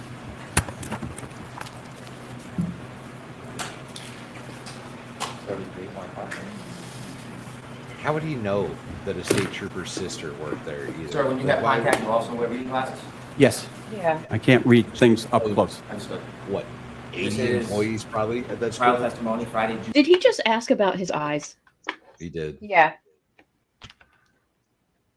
Oh, he's so skeezy. This is What?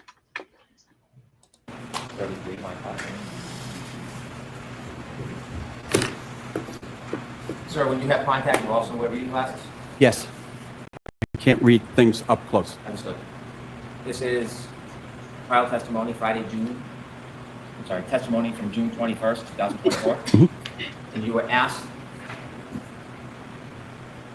Yeah, it says the brick with glasses on. Yeah, do you wear your glasses when you rock out on the harmonica, hanky spanky? Because I saw that, and you weren't wearing glasses then. did we sound good? I don't know. I had the sound off because we played it here yesterday at the end. I missed that. Yeah, it was like right at the end. Somebody had mentioned that he like went to town on the harmonica, and it was funny to watch. Somebody send me that link, please. do you recall what time it was that you wound up back on Fairview? You said, I don't honestly recall what specific time. Yes? Yes. And then you were asked, sure. Approximately, if it was 3:15 to 3:30 that second time, what would be your best estimate of the time when you came back? And what did you say? Say about 5:30.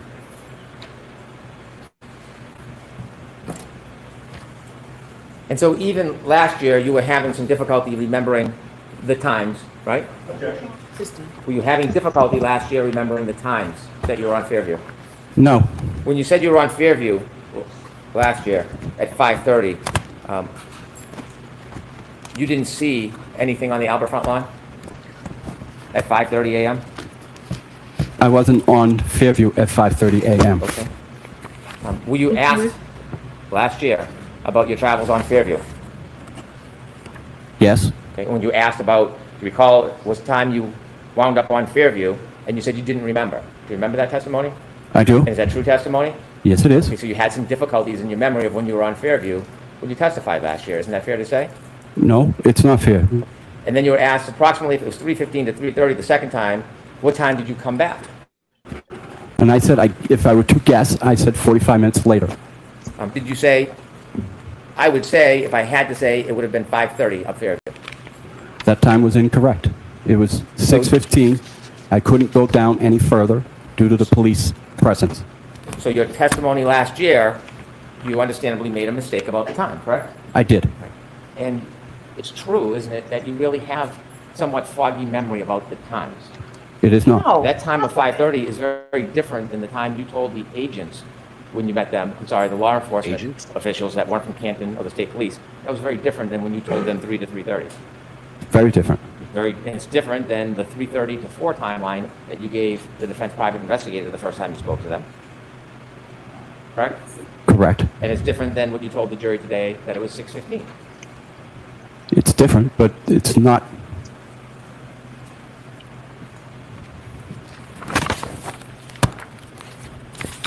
When you plowed that night, did you have any reason to look for somebody who was lying on the side of a yard? No. Every reason. Did you have any expectation somebody would be lying helpless on the side of a yard that night? No. If you had seen somebody, certainly you would have helped. Correct.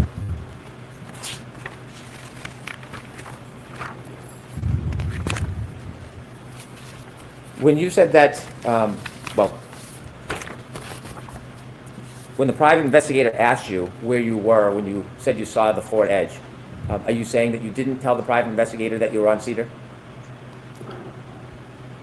I don't remember telling him I was on Cedar Crest. I do remember telling him that I had turned onto Fairview and saw the vehicle. Cedar Crest in a storm at night is quite a distance from the flagpole at Fairview, isn't it? No. About 300 feet? Roughly. Difficult to see under those conditions? No. No.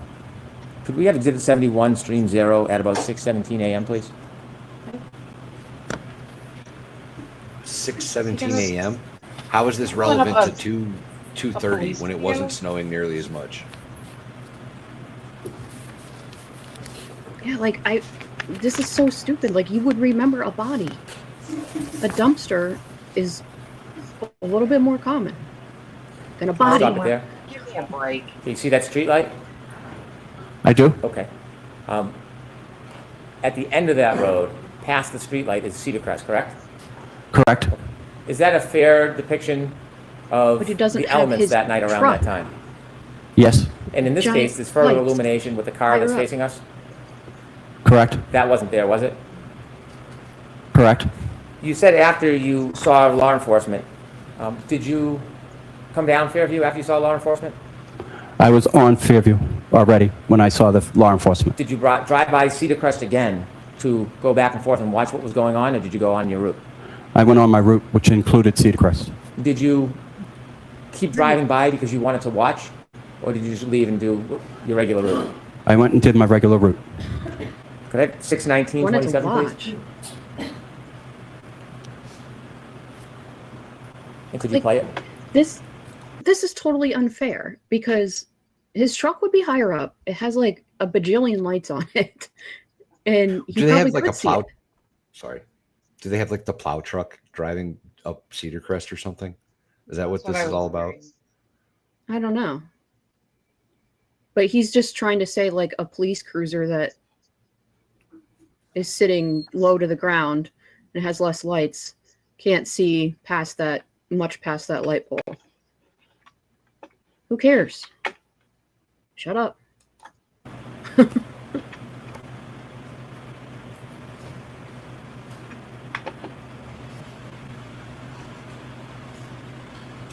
Yes, there is a curve. If you could back up a little before 6:19, 27.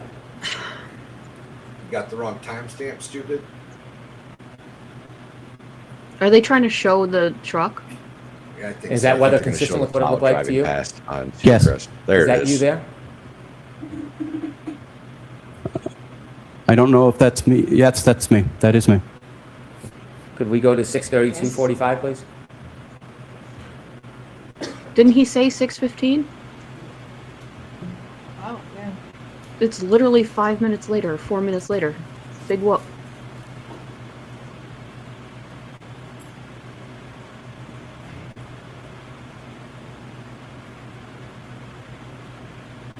Is that you again?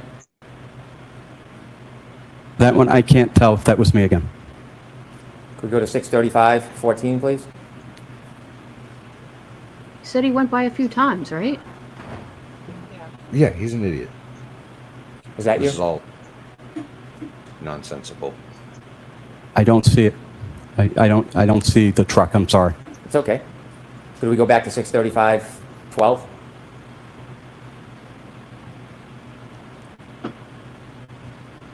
That looks like to be a pickup truck. That does not look like Didn't my have truck. a beacon light. 6:37, 45, please? He's just every vehicle that passes, he's going to try to claim his luckies. Isn't this house lights on? Sure looks like That's you it. again, right? Again, I can't tell you for sure if that was me. Those were not your red and orange lights consistent with the earlier ones that went by? What I saw the first time was the reflecting tape off the body of my truck. We go to I have 7. a plow guy that is a contractor that we work tandem together. And was he out there that night as well, going by Fairview? Correct. Okay. Did you ever tell the private investigator about him? Yes, I did. 7 o'clock, 22 seconds, please. Did you ever question him, prosecution team?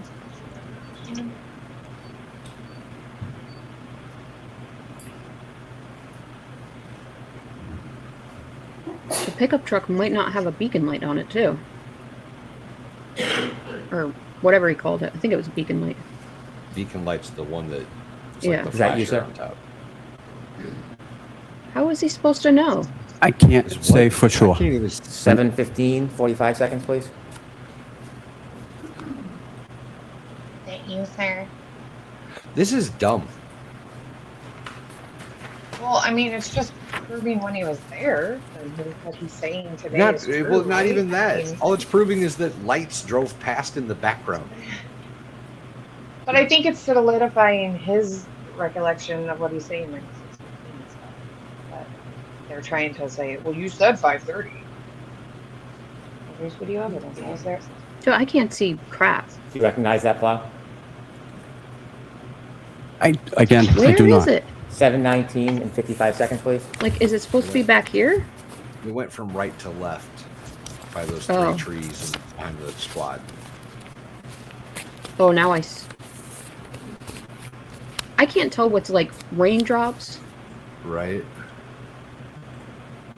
Oh, there it is. No, it wasn't, because they keep disappearing. There it went. Was that you, sir? Oh, there it is. That was me. Because it had How long the does your light. route take? It's hard to say. I mean, as long as Here. it's only can. It's that.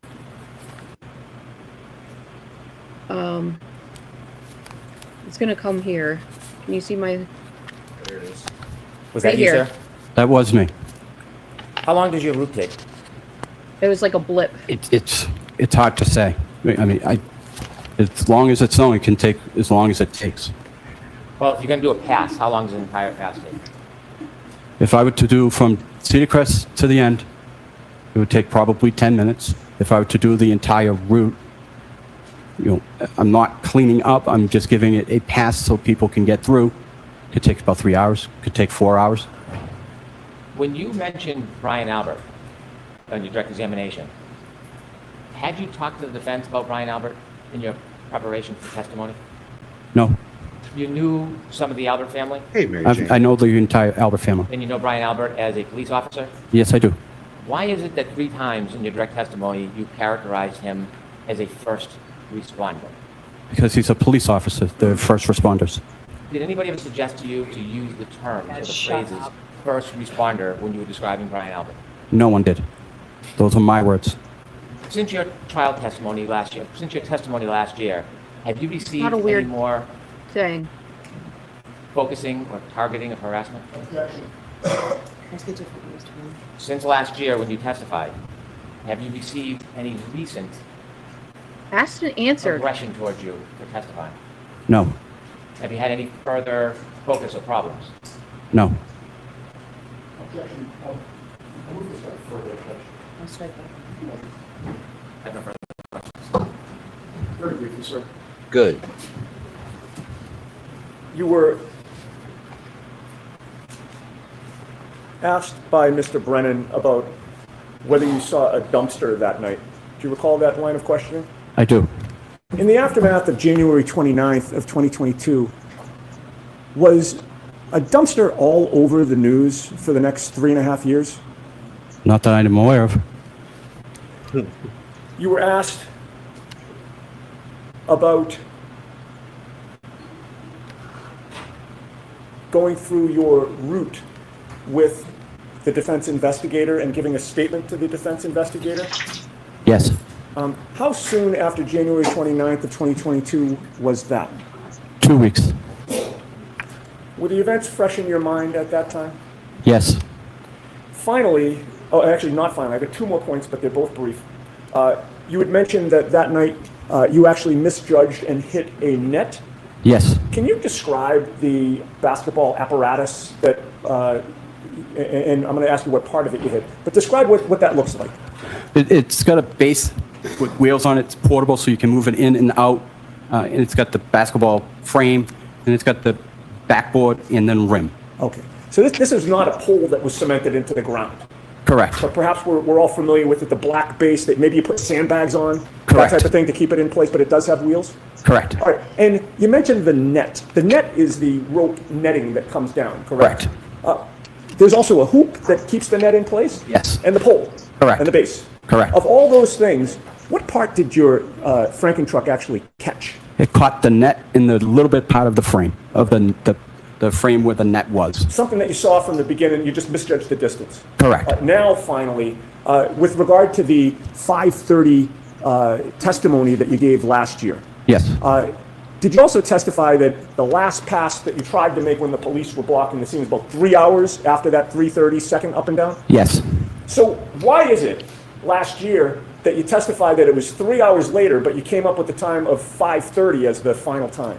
As he's asking me these questions, I'm trying to do the math in my head. I'm sorry, math is not my strong suit. What time was it when you made that final pass, sir? 6:15, 6:15, 6:30. I have nothing further. Eat that, Hank Spence. You mentioned you're trying to do the math in your head. There is no reason why you would specifically remember certain times on each pass other than trying to remember and give an accounting, right? Could you rephrase that, please? Sure. You don't have your watch out on a certain schedule that you have to pass a certain street at a certain time. Correct. You weren't marking your times to some event when you were driving up and down the street that night, were you? No. So you're trying to go back with your memory and piece it together the best you can. Correct. And that's why you're giving estimates, yes? Correct. When you spoke to those law enforcement officials, not Canton, not state police, and you said at 3 o'clock you saw first responder vehicles, that was based on your memory, wasn't it? Yes. It was based on your memory. Not at 3:30. Right. Do you know that there was a car similar to a Ford Edge in front of 34 Fairview around 6 a.m. that morning? I wasn't able to get in front of Fairview Drive, 34 Fairview, at 6 o'clock in the morning. Have you ever met Kerry Roberts before? I have not. Counsel just asked you if there was a lot of media about this case, and you said that there was. She doesn't He have. just asked you a question about whether Ford there was a Edge. lot of attention on this case. Ask the different. Did he just talk to you It was about like everything an that happened Explorer after or this case, something. all the attention on It was this? bigger. Remember his question about all the attention after this case? He asked specifically a question about the dumpsters. And he said that wasn't subject to a lot of attention, was it? Correct. Right. But this case was. The case itself, yes. The people involved in this case were subject to a lot of attention. Correct. And you spoke to the defense investigator after this case, as far as attention is concerned. Do you remember speaking to the investigator on June 5th, 2023? Yes. And do you know, coincidentally, that is the day that the blogger put out the articles on you, accusing you of not doing the right thing? May I approach? Yes.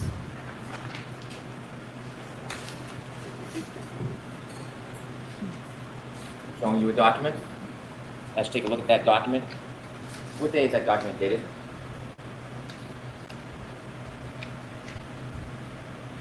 June 5th, 2023. Without reading it, that document talks about you. Correct. And your friends and people in the community talked to you about this article, didn't they? Not specifically this article, but they were sending me stuff that were being printed about me, yes. Why don't you take a little look at what's said and tell us whether that's the same type of information that was being conveyed to you through intermediaries?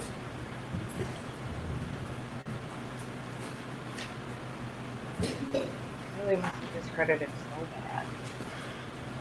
They don't really You were believe in threatened. scopes here. Like, it doesn't matter if things Can you are ask that question again, within please? Is that Turtle Boy's article? lost. Was this some of the kind of attention that What's that? Doesn't matter about like scopes, right? Like, you don't need to stay within the the scope scope of of cross or nothing like Yeah, that. or Don't worry. redirect. No. Just ask whatever the hell you want. It's fine. Is he showing Turtle Boy's article to him? Like that's now evidence? Looks like it. Well, he hadn't. I don't know if he's going to No, submit he it. didn't But, offer it. yeah. Well then. Ask that question again, please. answer? Was this some of the kind of attention that you were receiving on June 5th after you spoke to the defense investigator? Yes. Like come side.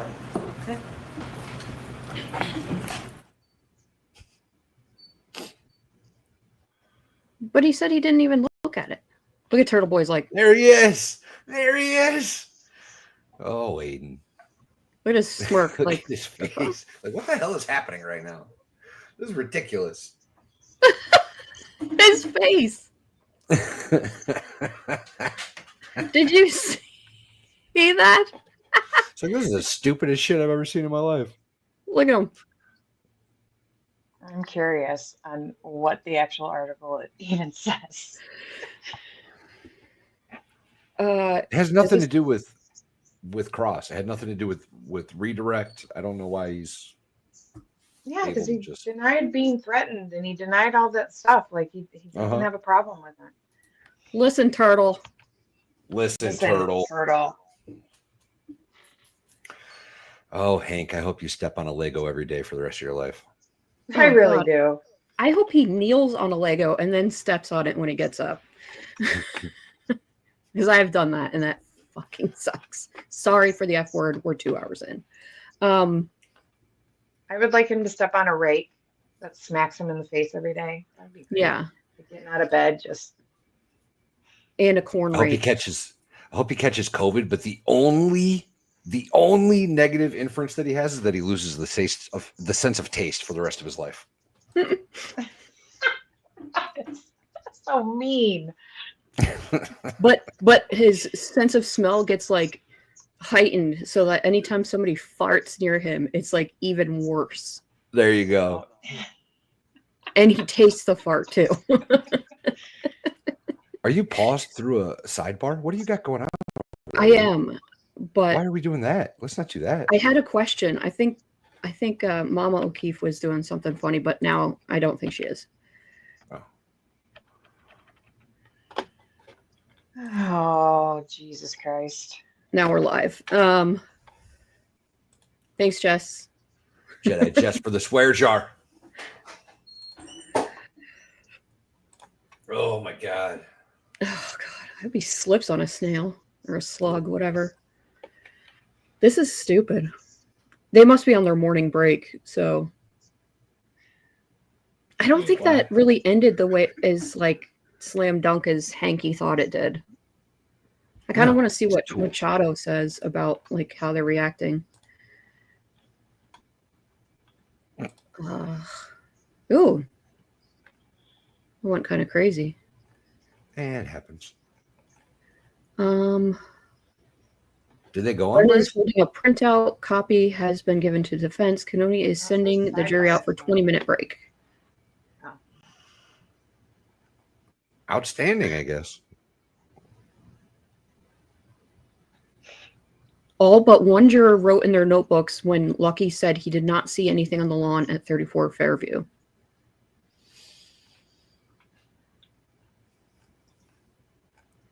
I think Oh, really? the last two, I think the defense's case has been much stronger this time around than it was the first time. Yeah. Yeah. They got a cop from a different precinct telling them that that's not what it looked like when he saw it after the accident apparently occurred. Yeah. They have Dr. Russell, who was kind of a rock star, sitting up there saying, no, this is a dog bite. This is a dog attack. Yeah. Brennan looked This really couldn't have happened from a upset. tail light. Well, everybody Nothing else. knows that. That is the stupidest thing that they have ever put out there. Not That a everybody, tail light apparently. is bad. Apparently, there are some Well- low IQ takes. Well, we all know those are a bunch of, they're drinking some kind of concoction of stupid. Live show Now they got- tonight. Now they got lucky on the stage, on the stand, being a rock star. No. There was nobody there. There was nobody there at 2:30. There was nobody there at 3. There was nobody there at 5. All right. I've got Turtle Boy's article we can bring up. See what it says. Let's take a look. The one from June, yeah. Okay. Got too many tabs open. Okay. There we go. All right. So, TurtleBoyDailyNews.com, y'all. Go check it out. yeah. There's our buddy Lucky. It is alleged in the Commonwealth versus Karen Reed that the defendant dropped off her boyfriend John O'Keefe at 34 Fairview sometime between 12:20 and 12:45 before intentionally unaliving him with a 3-point turn which propelled his 217-pound body 12 feet from the curb next to a flagpole. Karen Reed apparently felt confident enough that bumping him with the back of her car would sufficiently unalive him and that he would not get up, walk inside the house, and alert the house full of law enforcement friends and family that his girlfriend had just tried to unalive him. She then drove home, deleted all ring footage of her arriving at the house, which would have shown the state of her taillight, and intentionally left an incriminating voicemail with the boyfriend she assumed was unalived, telling him that she hated him. At 5 a.m., she went to meet up with Carrie Roberts and Jen McCabe to search for more. Miraculously, she was the only one in their party to see his large body illuminated by the 2 inches of snow that had fallen, despite the fact that there was nothing obstructing his body. The only reason they were out to begin with was to look for his body, and she allegedly told McCabe and Roberts that she had hit O'Keefe with her car. This is how much snow there was on the ground at that time. This is where his body was found. Oh God, it's so long. All right, let's see if he says anything bad about Lucky. No, it would be physically impossible for people to not have seen his body. Blah, blah, blah, blah. You could see the most. Okay, so this is about like the potential, like what they were trying to blame it on. It could be all the people are lying about not seeing a body. O'Keefe's body was not on the lawn when the final guest left at 1:45. Or the most obvious among them are people. Okay, so it's talking about who might have seen him. There's no mention of Michael Proctor speaking to anyone from the Canton DPW or trying to track down whoever plowed Fairview Road that night anywhere in any public documents. We have requested the official police report from the state police, but have not heard back. We called Canton DPW Superintendent Michael Trotta, but he has not returned our calls. But despite this obvious obstruction from town officials and the state police, we found out who the plow driver that night was anyway. This is Brian Lucky Loughran. Blah, blah, blah. Brian is a lifelong Canton resident who lives close to Fairview Road. His brother Michael sits on the board of selectmen with Chris Albert, alongside town administrator Charles Duty.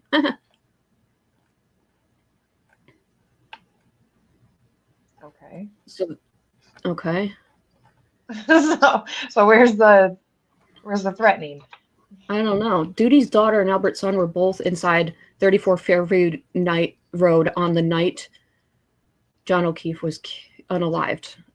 Chris Albert's campaign received $100 from Michael Loughran, as well as donations from Chief Ken Berkey, who found taillight evidence a week later and pressured a reporter to remove Brian Albert's name from a tweet about where O'Keefe's body was found.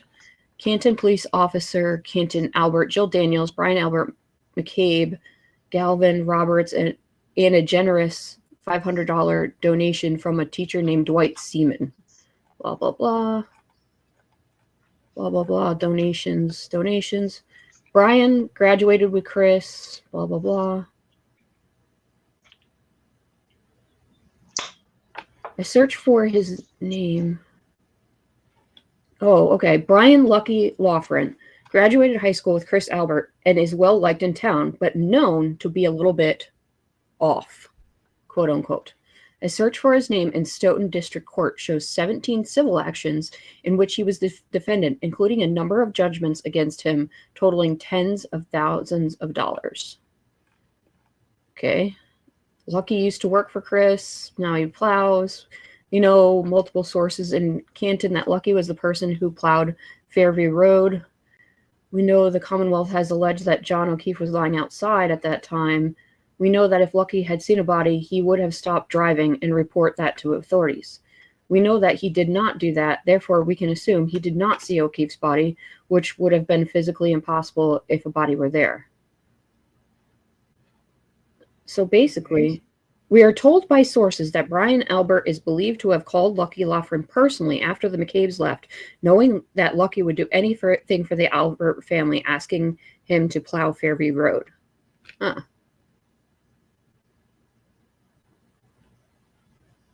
Interesting. So the only thing he said, I'm sorry that Brian Loughran lost his wife, but for more than a year, he has withheld evidence that not only can exonerate Karen Reed, but bring John O'Keefe's murderers to justice. Doing that makes him complicit with cop killers, and his silence makes him just as evil as the rest of them. I do understand that he likely fears the Albert family, which is why I told him that I would not mention his name if he didn't want me to. But he told me that he would not be answering any of my questions anymore. I hadn't asked him any questions yet. Whose questions did he already answer? I know as a fact that a source who was in touch with the FBI told them everything that I just reported in this blog. It is likely Lucky has been contacted by them and is possibly subpoenaed by the grand jury. He is by far the most critical witness in this case and is refusing to tell investigators what he saw as a crime. There is no reasonable explanation for why Michael Proctor has not interviewed him, other than this being yet another example of Proctor orchestrating a cover-up. If any of this is untrue, then I am begging Brian Loughran, Michael Proctor, and anyone else involved in this cover-up to sue me personally. I mean, but what does that really, like, he's just writing an article, right? And if Lucky... I'm on the August article. If Lucky's like, okay, cool, and doesn't read anything, it doesn't care, like, what does that matter? Yeah, he's trying to say that... Wait a second. He's trying to say all of a sudden you spoke up because this article came out about you at that same date. That article came out in August. He said it was one in June, I thought. That's what somebody in chat is saying. He cited a June article. Yeah. I mean, that was kind of mean, but that article, let me look here. Let me go back to it and see when it was from. I didn't look at the date. I just assumed. Oh yeah, it says June 5th. 2023.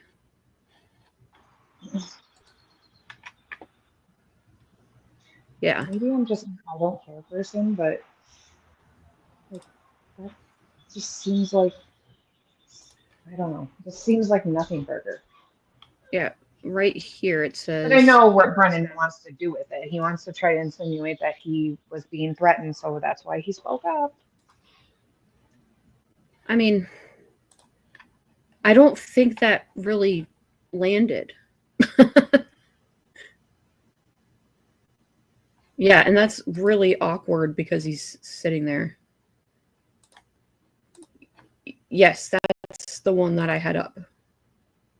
Part 47, Canton Cover-Up. It came out June 5th, 2023. I think that's the right date. Yeah. Somebody had said it was like an August article. I was like, wait, no. So yeah, I mean, he did say some things, but I can see your chat. I don't know what.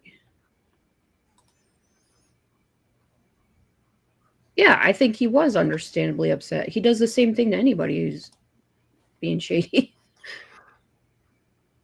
There was no threat there. Yeah, he hadn't spoken up, and he was just writing an article like he does about everybody else. Oh, okay.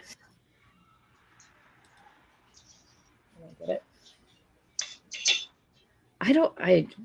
Stupid. I don't think that Lucky is lying about it. I don't think he cares. No, why would he? You think he gives a No, shit and about what maybe- some dude posted on his blog? His wife just Yeah. died. He could give two F's less. And it wasn't threatening. No, not at all. And obviously he's since talked to Turtle Boy, so maybe it was a misunderstanding when they were having a conversation before, and then they cleared it up, and he's like, okay, whatever.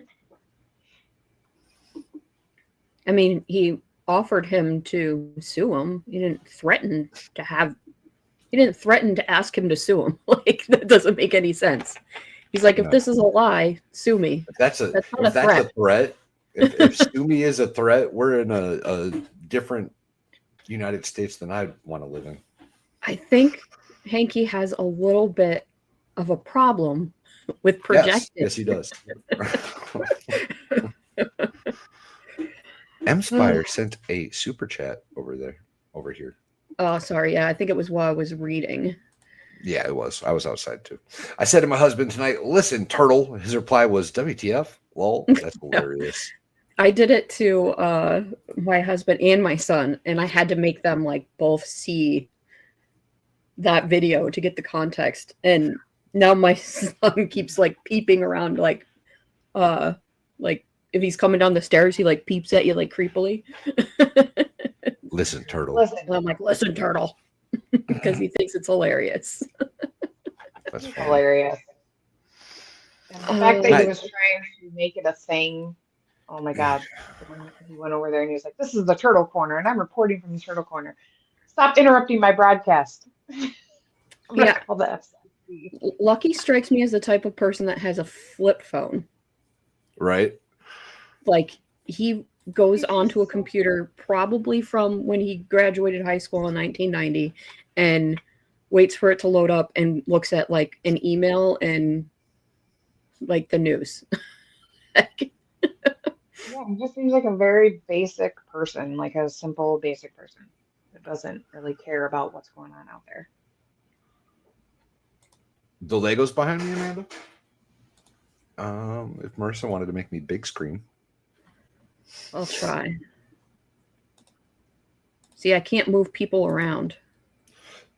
Down at the bottom, on the pictures on the bottom, there should be a solo layout button, I think. Yeah, I'm doing that, but I can't move you to the first spot too. No, I'm sorry. The our pictures, like our camera feeds down at the very bottom. Not the layouts.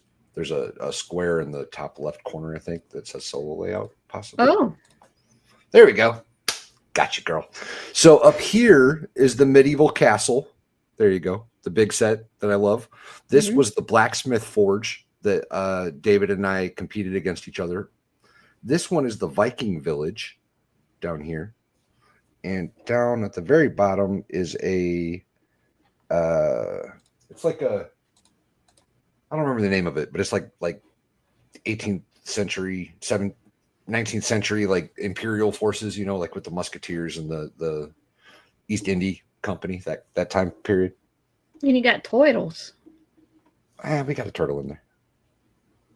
Listen, turtle. Oh, is it just A one turtle? turtle? What happened to Yeah, the other one? Well, we had two, but they started getting territorial, so one of them had to leave. Leave like taken out for ice cream or just Yeah. It had to Go out leave. for milk and never come back. Leave. It had to leave. Gotcha. Are you rehomed your turtle? I'm telling. Listen, I don't sit here and stream all day every day. Right. She's not a streamer, y'all. She doesn't stream all the time. She hardly ever streams. She only streams when we really need her, basically. Yeah. We're like, Marissa, please help us. Then she'll stream.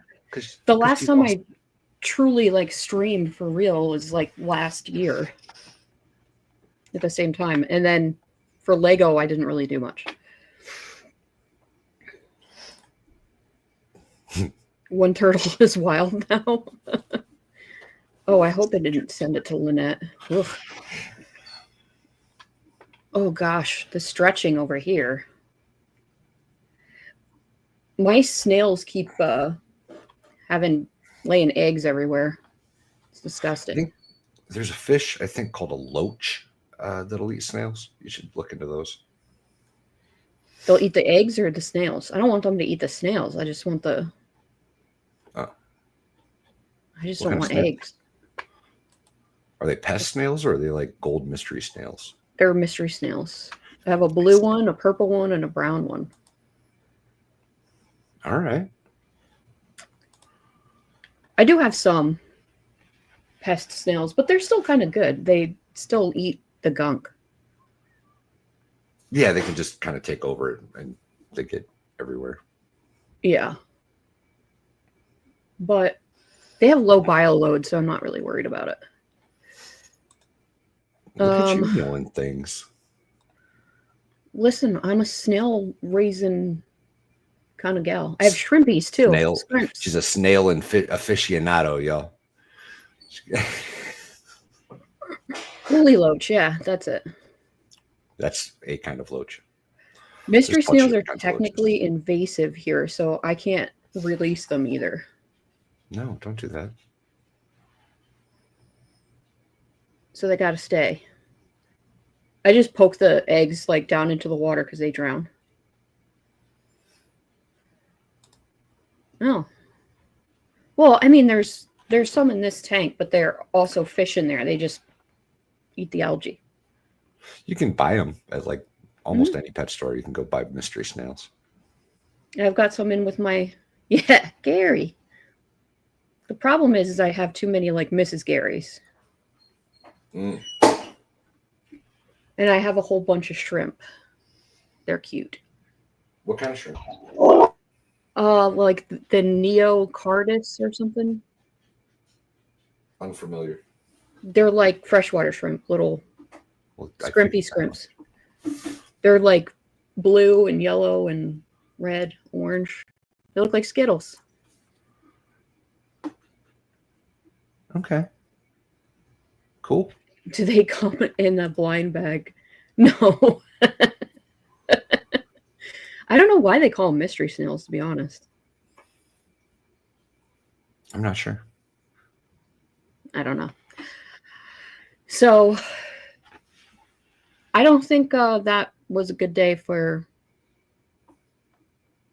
Hanky, to be honest, but... Not so far. I think today's been a good day for the defense. Did anybody happen to catch the end of Plevin's poll? No. Or is it still going? I'm just kind of curious, like if we skewed it. Oh, it's still at 13%. That's crazy that those people are idiotic. I was just They've got 70%. 70% are saying second degree. I don't care who you are. There's no way you're getting to second degree in this case.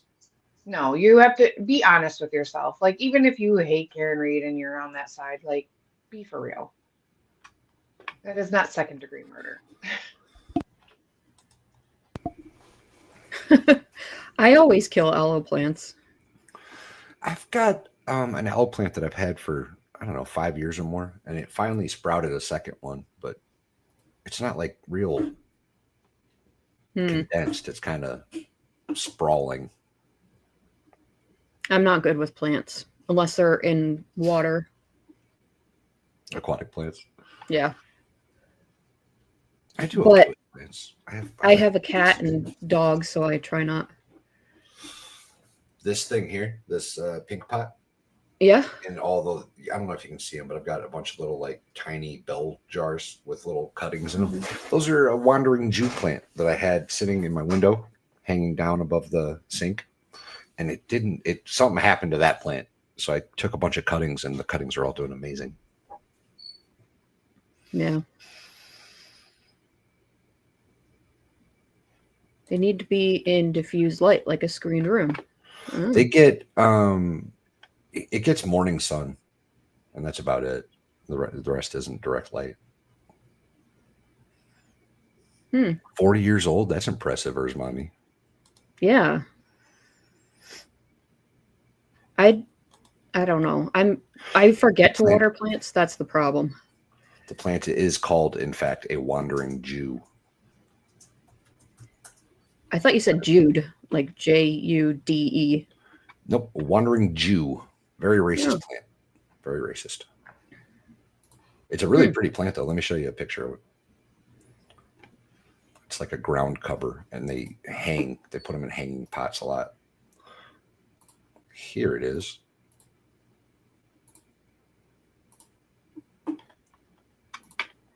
It's a really cool plant. The underside of the leaves are a deep purple. That is kind of cool. They're really cool plants. I like them a lot.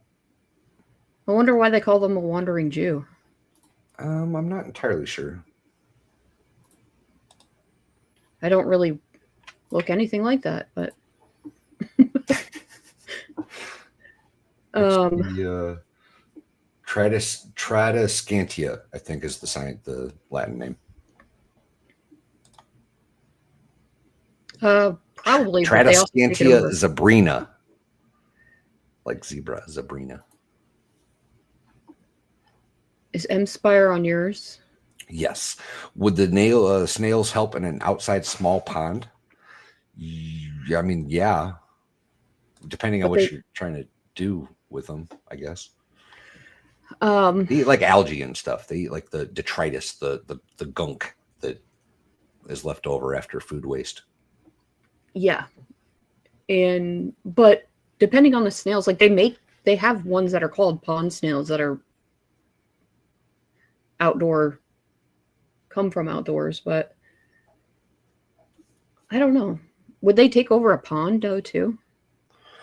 I feel like they could, depending on what's in the pond and what's going on. So like that's the thing, right? Like if you've got a gunk buildup, a detritus buildup in a pond or a fish tank, because it's just an enclosed little body of water, that's the problem. Adding snails to take care of that problem isn't going to fix the problem. It's not going to fix how you're getting so much gunk buildup in the first place. So generally, your snails are just going to take off and explode in population because they have an abundant food source. You got to start limiting the food source that they can get to, whether that's through filtration or less feed or, whatever the case is. Goldfish are dirty animals. They're very dirty fish. Are they goldfish or are they koi? Yeah. There's very little difference. Well, yeah. And carp. They are carp. They're a very pretty carp. Yeah. My pond, my water lily, I don't know. I haven't seen it in a long time. I haven't been down there. It was coming back this year, and then something got to it again, and then all of a sudden, all the lily pads were gone. So I don't know if it's, I don't know. I don't have any problem with goldfish. Goldfish are awesome. They're messy. They've got a very large bio load, as Marissa was saying. Yeah, they poop a lot, and they don't clean up anything. They do eat pest snails, though. Did it? Yep. So if you had them, pond snails, they would probably help with that population. Goldfish And don't then know, poop more. not exactly Moniji. They're a species of carp. Goldfish are. Koi are also a species of carp. They're just slightly different. Goldfish are usually chunkier, fat boys. Koi are a little more elegant and streamlined. Yes. The Plecostomus is not a great algae eater, by the way. They've been sold like that for 40, 50 years in the pet trade, but they're not great at it. There's a fish called an otocinclus, which is a much better version of a algae eater for fish. I've heard of people doing that before.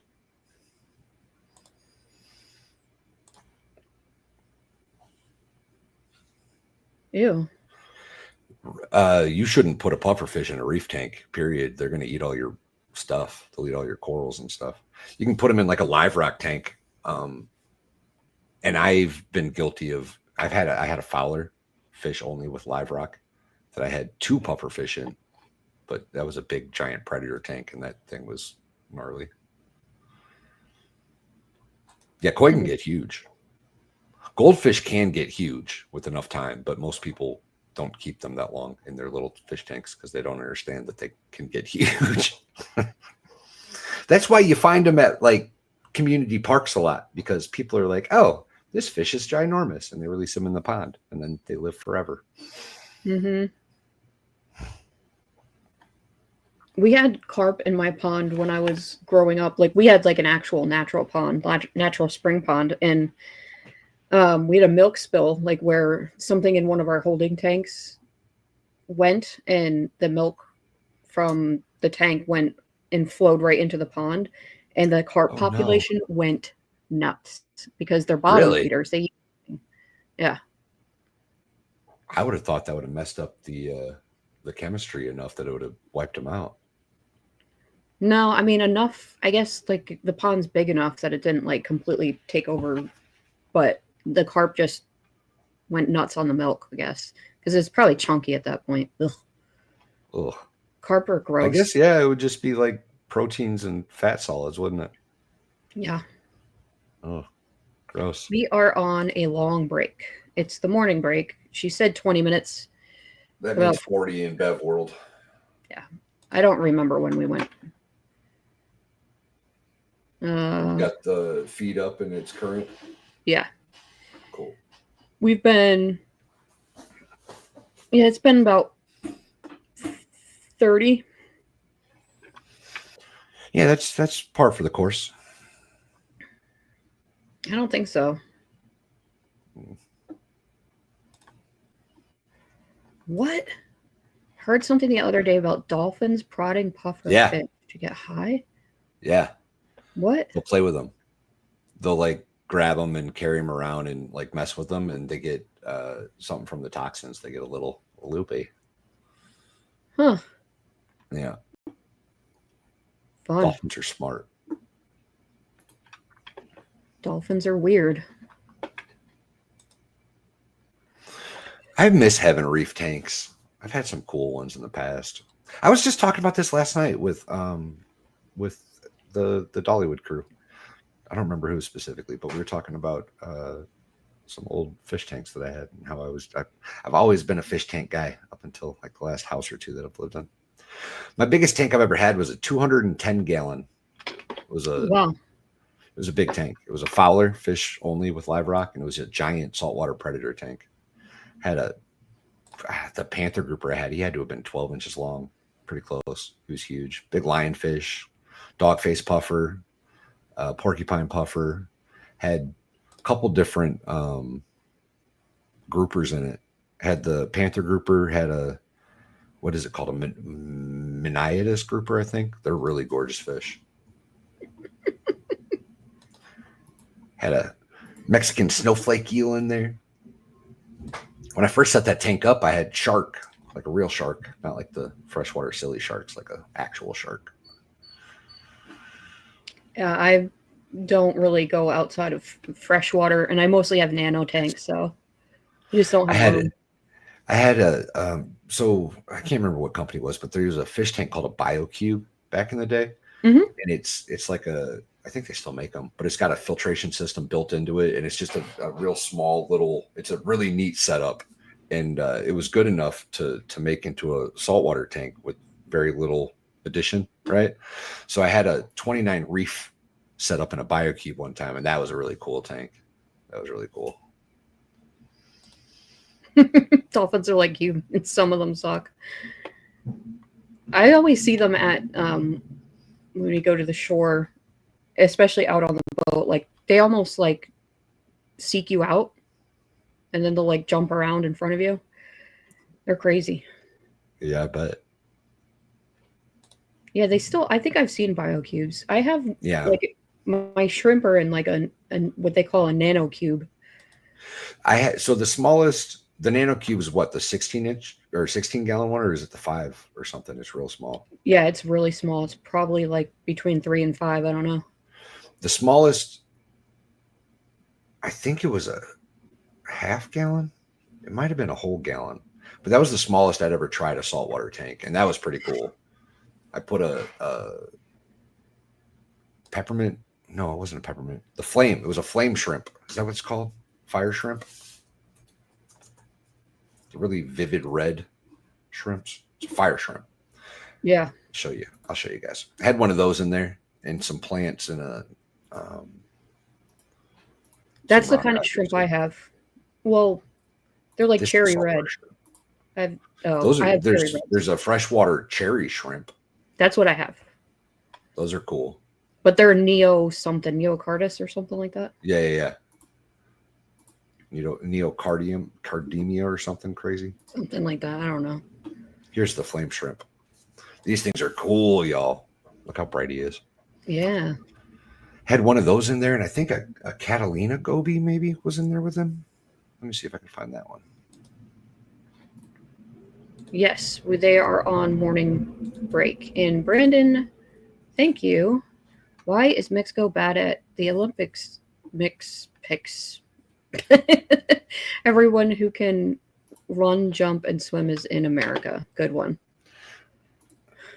Old joke. Old joke. All right. Here's the Catalina goby. This is a little tiny fish that was in there with them. They max out at like 3/4 of an inch or an inch or something. They're real little fish. An axolotl. That would be cool, but they kind of weird me out. Ms. Valhalla is a big fan of axolotl.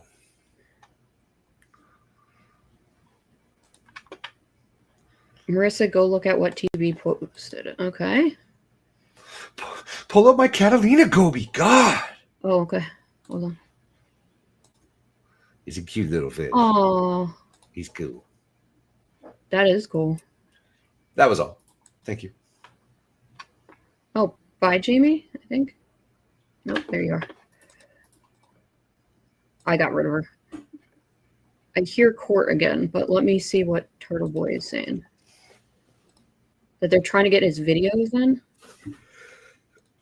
Who's Turtle Hold Boys? Yeah, on... Is this just another Hank attempt at discovery for Turtle Boy for the other case? Is that what's going on? That'd be interesting. I believe Hank may be trying to enter video clips from my live show into evidence to show I threatened Lucky. When I reached out in June and Lucky didn't want to talk, I assumed he was one of many people keeping their mouths shut because they were scared of the McAlberts. His brother was on the board of selectmen, and he has known the Alberts his whole life. I don't remember what I said on my own show about this, but I'm sure Hank will try to make it sound like I was threatening Lucky if the clips are played. I believe then, like I believe now, that all witnesses should feel safe giving honest testimony without fear of the McAlberts or state police targeting them.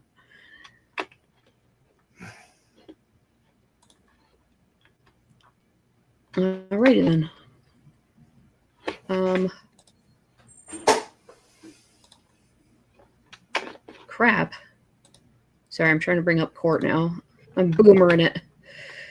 Way to go, Marissa. God. See, now court says, like, court TV says it's day 27, but I think it's day 26. It's day 27. Oh. Oh, no. No. There's a video coming in. Baker mislabeled somewhere along the lines. It was during that the first half day. He wrote it in as half day and then picked up the number the next day and skipped one. Oh. I haven't told him yet, though. I was going to let it play out. Okay. Oh, Jesus. What are these idiots talking about? Oh, that's the wrong one. I was looking to see their poll. I was like, why does mine not look like that? All right. So yeah, a video is coming in. We'll see if it's All right, turquoise. Mr. Brennan.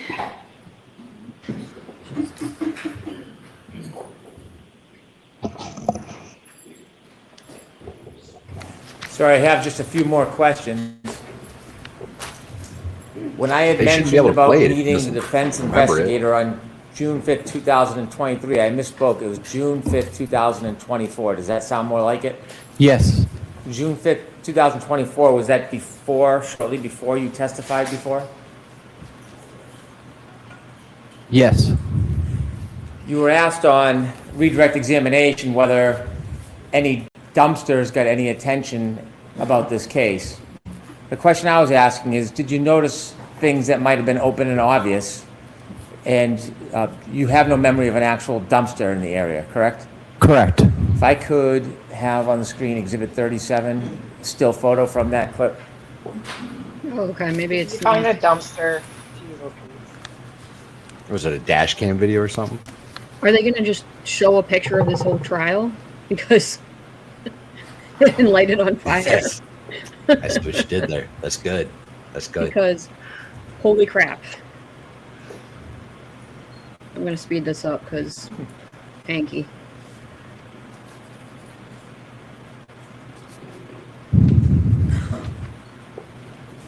Get a moment, Your Honor? Sure.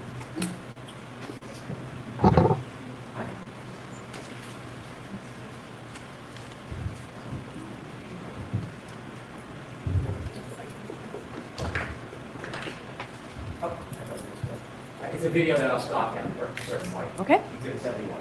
Thank you, Ancy. Thanks, Ancy. Congratulations to the newest member of the Church of Mo. Whoever it was. And sir, do you notice the big red dumpster to the right side across from Fairview? No. What? Yes. Okay, you can take that down. Oh, Sir, when we Good started one. the break, I Good asked you point, some questions. I Hank. showed you a Oh. document, asked you if you Got were it. aware what was inside that Jesus document. And you Christ. mentioned that was around June 5th, 2023. That was before your last testimony in this case. Yes. And you knew that a person or persons were putting out private pictures of you online. I did notice. And those private pictures, you didn't give anybody permission or want that attention, did you? I did not. In fact, it wasn't just some private pictures. It was pictures taken from a number of different times in your life, correct? Yes. You never gave What are anybody you permission to saying do is a that. private I did picture? not. You didn't want people talking about you or asking you that questions. That article. was none of Publicly their business, did posted you? on Facebook? I did not. 'Cause that's And not a it was private embarrassing that you were Yeah. being made this public spectacle when you had done nothing wrong, correct? Ask it differently. Was it embarrassing what they were doing to you? I wouldn't say embarrassing as more as aggravating. In fact, they were calling your boss. Yes? I'm going to allow that. Yes. Speculation. And you mentioned how hard you work. Yes. Wow, you even deliver pizzas to 8 years. Yes. Zamboni, anytime you can work, you try hard, don't you? I do. And when someone's calling your boss, giving undue attention to you, didn't it create some concern that could affect your livelihood? I did not think it was going to affect me in that manner. In addition to dragging you into this, because of you, your brother was dragged into this, wasn't he? Ask it differently. When you were getting this information about what was happening, you learned that they were also dragging your brother into this because of you, correct? Why is he allowed to go down this road? Did you learn that information was coming out about your brother? I knew my brother was dealing with other issues regarding this case. And certainly, you're close with your brother. Because he's on Yes. the Care for your board. brother. Yes. You don't want to upset anybody and have. Yeah, maybe because he's sitting Scott- next to a unaliver. Hank's trying to make it sound like they're going after his brother because of Lucky's part in this, because Lucky didn't testify immediately or whatever. That's not the case. His brother was also on the select board. His brother was also in charge of the corrupt cops that are in Canton that are in charge of this investigation, and a giant amount of taxpayer waste that's taken place through the select board by hiring $300,000, $400,000 Aperture. Has nothing to do with the fact that Lucky was lucky. And they can lead on cross. So I think it's Cross more foundation or the way it's asked. I don't know. I don't understand why he's able to go down this road at all. Like, this doesn't have any Showing bias. pertinence. Right. It has no pertinence to his testimony or the events of that night. Okay. I don't like it. I don't like it. Brought on to your brother, did you? I did not. And there was an attempt to link your brother to one of the others, in fact, correct? They're Yes. on the board together. I don't know if I was being linked. Did you know the information of trying to so-called out you about the fact that you worked for Chris Albert? I'm going to sustain that the way it's phrased. Were you aware when your friends and family were telling you about what was going on, about an attempt to draw a relationship between you and the Alberts? No. And were you aware when people were telling you what was happening, that there was attacks on you personally, Were you- finances and things like that? Is he asking the dumbest question ever? Were you aware of what people were telling you? Like, Yeah. isn't this hearsay? I guess not. Yes, I was aware of that. And certainly, that is pretty discouraging when that is happening and you've done nothing wrong, isn't it? It was, again, aggravating. And this was all happening before you came in and testified last time at trial. Correct.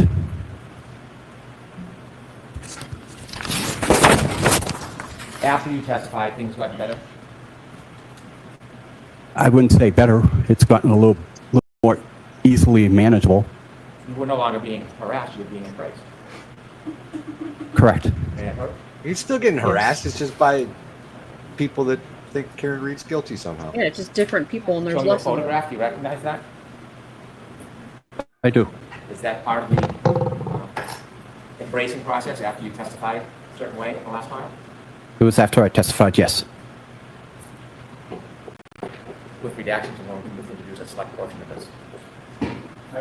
So I need to see what that is. I'm to sidebar and make this very brief, please. Yeah, make it brief. We want to go home.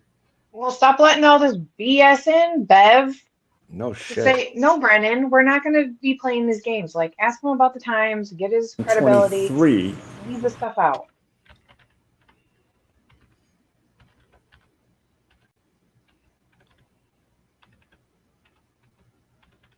Okay. Well, it's him with Rita. Who cares?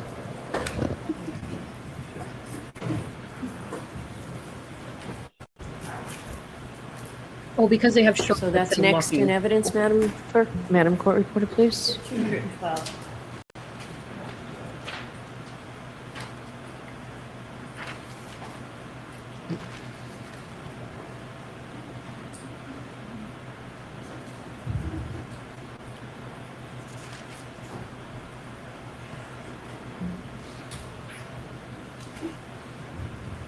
And I just showed you a photograph. Was that a fair and accurate depiction of you after your last testimony, Yes. reflecting you now being embraced rather than attacked?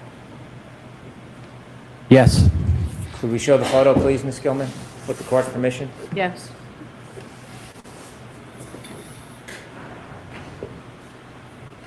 And that's you, Mr. Laughlin? Yes. You can take that down, please. Thank you for your time. Oh, no. Very briefly, sir, if I might, Your Honor. Sure. Mr. Laughlin, I should say. The questioning about the attention that you received in 2023 when you received secondhand the information from the blogger, was that before or long after you were interviewed and gave a statement to the defense investigator in February of 2022? It was long after. Nothing further. Thank you. Okay. All right, Mr. Lockman, you are all set, Okay. sir. Okay. Is there another witness, Mr. Chairman? The defense calls Karina Kolakifis. All right, do you need to see me before, as she's coming in, or will that be in a while? Mrs. Kolakifis was at the waterfall Why don't you come on up really quickly? Yeah, she with was the one. group. Yeah, and didn't let Jen McCabe try to manipulate her. She will testify that Karen Reed and John O'Keefe were lovey-dovey all night, that everybody was in a festive mood, and that nothing out of the ordinary took place while she was there. I just spilled coffee all down myself. That a girl. Iced or hot? Lukewarm. Okay, well, that's better than either of the other two options. Yeah, and coffee smells good, so whatever. Disagree there. I think coffee is one of the most rancid smells on the planet. Yeah, and I've my smelled an husband- Iraqi alley because that's where their sewers run through the alley. My husband hates the smell of it too. He says it smells like hot dog water. It's gross. I can't stand the smell of coffee. I love it. Where did you go to school after high school? Whoa. You are jumpy with the trigger fingers on live. the old arrows. I didn't realize that. Yeah, I'm full of coffee.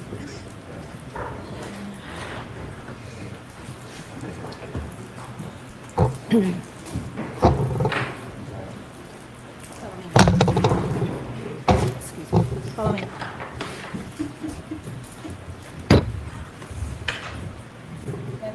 I said what I said, Sue. Face the court and raise your hand, please.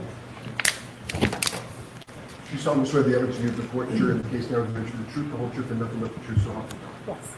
Yes. Good afternoon. Good afternoon. May I proceed, Your Honor? It's not afternoon. Good afternoon, ma'am. Good afternoon. Would you please introduce yourself to the jury and spell both your first name and your last name? Sure. My name's Karina Kolakithis. It's Karina. Last name Kolakithis. Kolokithas. That's almost as bad as your name. It's Almost as bad as Really, the Brandon? name. That's funny. On Wednesday, we do arms because if we want to count the wrinkles in her stink star, on her stink star, I'm sorry, there's definitely a big difference between on and in there. Very big. In the back of an effing Jaguar, your arms better be effing swole. Thanks. Outstanding. Baker thanks you. Outstanding. Oh, sorry. I got Jamie back. Sorry. it's long. In what town do you live, ma'am? I live in Canton. How long have you lived there? We've lived there for 22 years. Where did you grow up? So I initially grew up in Randolph, and then we moved to Braintree, and I finished my last 3 years of high school and stayed there till I was married. And where did you go to school after high school? So after high school, I went to Northeastern University. I did the pharmacy program there.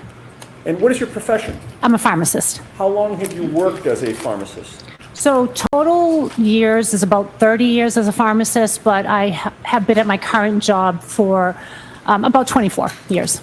Are you married? I am married. To whom? His name is Nicholas Kolakithis. How long have you been married for? 24 years. Do you have children? I have 2 children. And without giving us their names, can you tell us if you have boys or girls and what their ages are? So I have 2 girls. One is 19 and one is 17.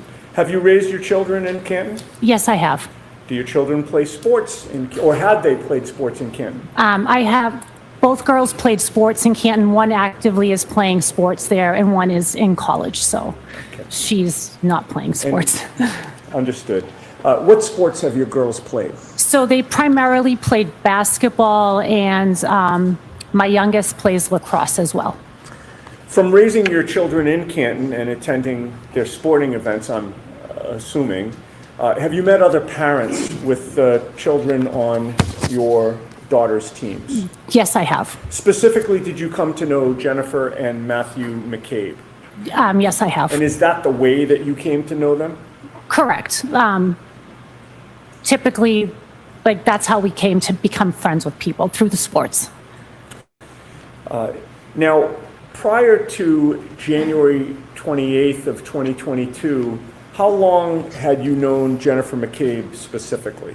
I would say about 10 years or so. And during that time, what was the nature of your relationship with Jennifer McCabe? So we were just friends through the kids.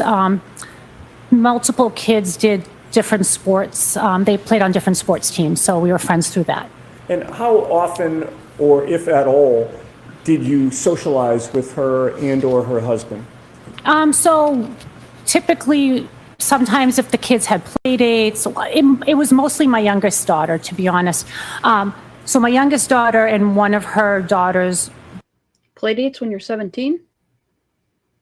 Or is she talking about when they were younger? Younger, I think. I don't know. Were good friends and played on similar sporting teams. So they would have play dates and stuff like that. So sometimes we'd see them after a game, or they had a play date or something like that. And I'm sorry, it's a little loud with the fan. If the last part of your answer, if I didn't hear it, I'm thinking the jurors might not have heard that. You said it was mostly after games? After like sporting, like after play dates or sports and stuff like that. I see. And would there be times where, after a game you go out for pizza, that type of thing? Yeah, like you'd go out for pizza, or the girls would be like, "Hey, Mom, can we have a play date? Can a couple of the girls, come over the house and Okay. do stuff Now, like that?" Prior to January 28th of 2022, did you know John O'Keefe? So I knew John O'Keefe same way. His niece and my younger daughter were good friends, are good friends. So same thing. We knew him through the sports as well. My husband coached his niece in a couple of teams, and they also played soccer together. So that's how we knew John. And do you remember how long you would have known him for before January 28th of 2022? I would say about 9 years or so. And what was the nature of that relationship? Friendly. Didn't like go out with him, but we were friends. Like, we saw him all the time. He would, take my younger daughter with him. We just saw him all the time. So weekly, I would say. Sure. What about Karen Reed? Did you know Karen Reed prior to January 28th of 2022? So same thing, met Karen through John. And I believe the first time I met her was at Jennifer McCabe's house sometime in 2020. 2020? Correct. So this would have been during the pandemic? Correct. And do you see Karen in the courtroom today? I do. Would you please point her out and describe what she's wearing? She is wearing a blue suit at the table with her lawyers. Okay. May the record reflect that the witness is identified Ms. Reed? Okay. Now, prior to January 20... Here, before we get into that too deep. Hank, do you have a memory problem? Lol. Thank you, Empire. I'm pretty sure it What does. are you going to go after this woman for? Like, how are you going to... She's essentially just a character witness for Karen Reed. Like, what are you going to go after her for?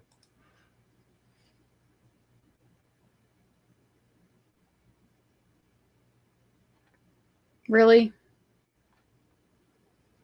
My first wife, yes, did that.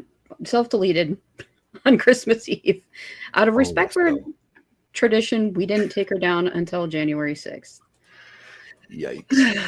Thanks for that. Oh, all right.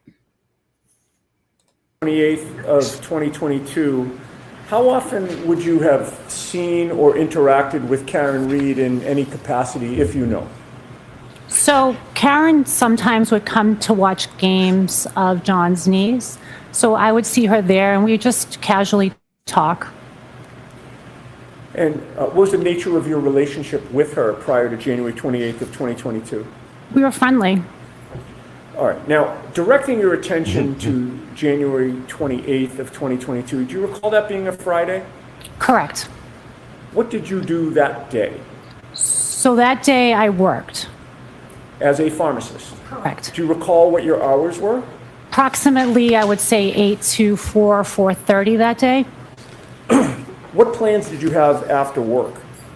So after work, my plans were to go to the Canton High basketball game to watch my daughter play. And what plans came up for before the game that night? So before the game, before I left work, there was a text that went around saying that some of the parents were going to meet at the Canton Junction before the game, and if anybody wanted to stop by and grab a bite to eat. And what is the Canton Junction? So it used to be like a little pub/restaurant in Canton. Did you go to the Canton Junction? So I went home first because I went home the Court first. TV guy that long to fill out her name for the Chiron. Well, that and it says knows John O'Keefe. I think that should be past tense, right? New. Ooh. Ooh. I had a bag I had to switch out of because we have to have plastic clear bags at work. So anyway, so I went home, and then after that, I stopped at the Canton Junction. Okay. And did you go alone or with someone? So I went by myself. And when you got there, did you see people that you knew? Correct. So I walked in, and there was a bunch of parents there from the varsity teams, the varsity team. And, excuse me, was either John O'Keefe or Karen Reed there? They were not there. What about Jennifer McCabe and or Matthew McCabe, her husband? I believe Matthew McCabe was there. I don't believe Jennifer went to the Canton Junction. Now, how long were you at the Canton Junction for? I would say less than an hour. Do you recall about what time it was that you would have been leaving there? I'm not really sure. The game started at 6:30, so before 6:30. All right. And when you left the Canton Junction, where did you go? I went to Canton High School to watch the game. And in the gymnasium, with whom did you sit to watch your daughter's basketball game? I'm not sure who I sat with, but it would have been those parents from the varsity team, whoever was there and wherever there was a spot. Was it generally a custom that the parents of all the kids on the team would kind of congregate together in the stands? Correct. Do you recall what time the basketball game ended? I believe the game ended around 8:30. Where did you go after the basketball game? So after the game ended, I went down and waited on the court for my daughter to come out of the locker room, greeted her, the players, and then I said to everybody, I'm going home. Okay. And you did go home? Correct. I went home after the game. And having now made it home, what were your plans that night? So my plans were to stay home. I was tired. I worked all day, watched the game. I was pretty much done with the day. So my plans were to stay home. At some point, did those plans wind up changing? So then I started getting text messages from my husband saying, you should come out. We're going to go to the waterfall. And I said, no, I'm not coming. And what is the waterfall? So that's a restaurant that has a bar, and it's on in Canton on Washington Street. Okay, so you've given your husband the stiff arm, so Correct. to speak, right? You're Correct. not going. Not going. So what happens? So then he keeps on texting me. He's like, I'm at the waterfall. You should really come. It's fun. There's a band. And I was like, really? Like, I don't want to go. And then my kids got involved with the conversation. And how did that affect your decision? So they started saying to me, Mom, you never go out. You never do anything. Him and those pesky Dad's by kids. himself. Just go. Keep him company while he eats. So I reluctantly went. All right, so you were guilted into it. Guilted 100% into it. All right, so where did you go? So then I went to the waterfall. Do you recall about what time it was that you got to the Waterfall Bar and Grill? I believe I got there approximately 9:30 or so. And when you first arrived there, who was there, if anyone, that you recognized? So my husband was there, and then I recognized Jennifer and Matt McCabe. And what happened after you got there? So after I got there, I walked in, and I said to my husband, I'm like, where is everybody from the basketball team? And he said, I don't know, they all sort of split up. He's like, don't worry, just hang out here. I already ordered a sandwich, so just hang out with me while I eat, and then we'll go. And were you introduced to anyone? Yeah, so then Jennifer McCabe started introducing me to all her family, so I got to meet a lot of them. It was fun. It was a good time. And do you recall specifically who you met? So I think I believe I met. Well, she sort of just introduced me to whoever was at the table. So I'm not sure 100%, but just like the niece, her sister, her brother-in-law, like people like that. All right. The Albert family? Correct. And when you're being introduced to a bunch of people at once, it can be tough to keep everybody's names straight at the time. Right. It's kind of overwhelming. There was a lot of Jen's family. Now, what were you drinking that night? So that night I drank water. And the whole time you were at the waterfall, did you drink anything else except for water? I only drank water that night. Now, was there a point when you were going to leave the waterfall before they closed up for the night? I'm sorry, can you repeat that? Sure. You wound up leaving at a certain time, correct? I never left. Well, you left because you were in court today. You're not still at the waterfall. Okay, correct.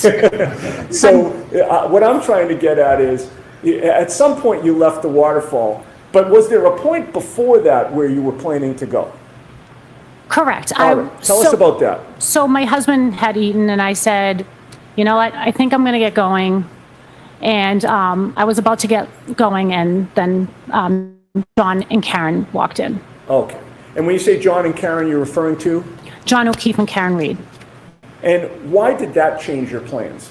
I was excited to see them. I liked Karen, so as soon as I saw her walk in, I was like, hey, I'm going to stay. I want to talk to her. And what did you notice about John O'Keefe's mood when he arrived that night? So John was very happy. His niece had just gotten into a private school called Bishop Fian, and that was like the first thing he was talking about. He was elated that she got in, and he was telling everybody about that. And thereafter, how much interaction did you have with John and or Karen? Karen and I probably spent the entire night talking. Maybe give or take some time that we didn't, but the majority of the time Karen and I were speaking together. And if you had to estimate, how long a conversation did you have with Karen?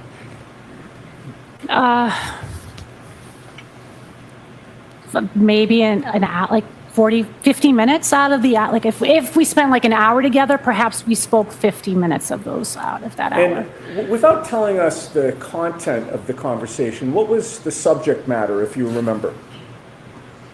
So Karen was also, she mentioned being excited about Kaylee getting into Bishop Fian. And well, just when I first saw her, she first started talking about my daughter. So I saw her, she came in, she greeted me, and when we did start talking, she just started talking about my daughter and how much she really loved my daughter's relationship with John's niece. Okay. And while you were having this conversation with Karen, was it an easy conversation back and forth? Very easy. Where were you located within the waterfall while you were having this conversation? We were at a height. I don't remember where we were. We were talking. We were sitting down talking at a table.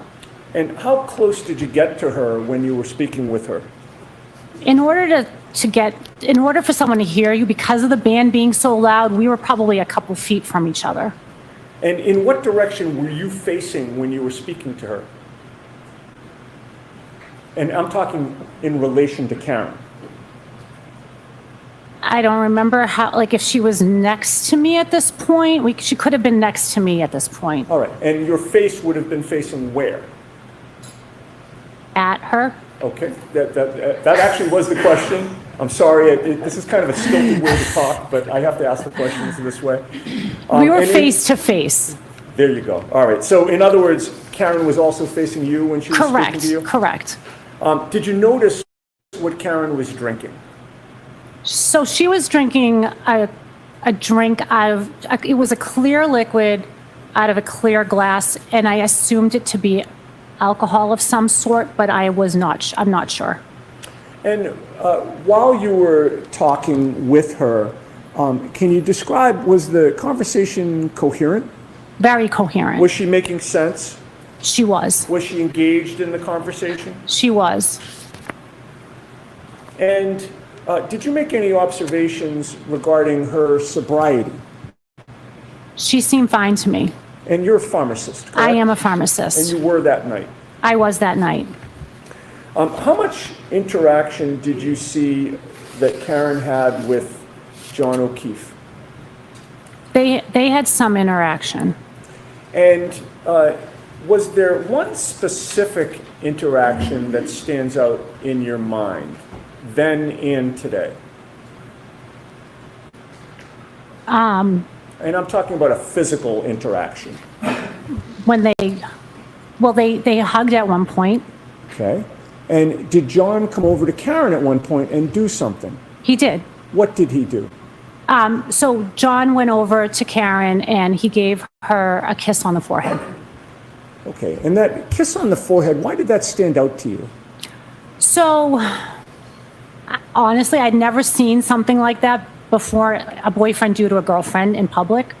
Never saw that. So it just stood out to me. I was like, wow, that's the sweetest thing I've ever seen. Can we cue up Exhibit 22, Mr. Wolk?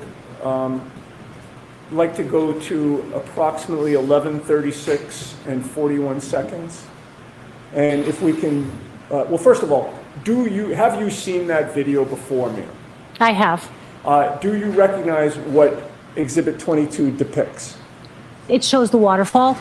And is that consistent with what it looked like when you were there that night? Correct. And you've previously identified that as being a fair and accurate video of that night? I do. If we could zoom in, well, first of all, again, let me try and lay a foundation. Where would you be, if you recall, at the waterfall within that video? To the right, to the left? I'm in the right, in the black top, sitting on a chair. Okay, could we zoom in on that area, Mr. Wolf?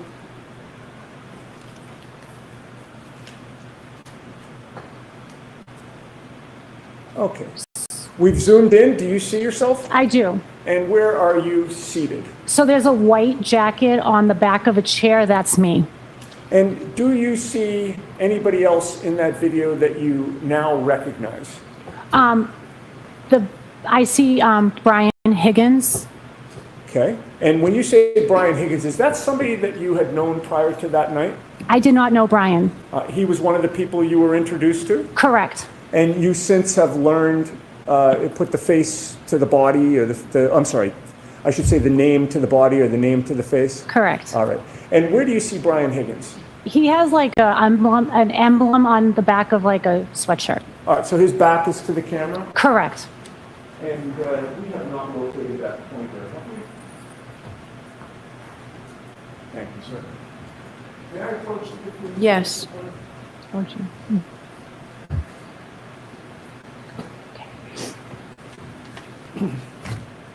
Now, if you can, ma'am, would you please use that pointer to show where you are first? That's me. Okay. And Brian Higgins? That's him. All right. Do you recognize, at this point in the video, do you recognize anybody else? Not right now. Okay. If we could start to play it, Mr. Wick. And stop for a second. I would ask you, as soon as you recognize somebody else, if you'd speak up and tell us to stop, and we'll pause. Okay.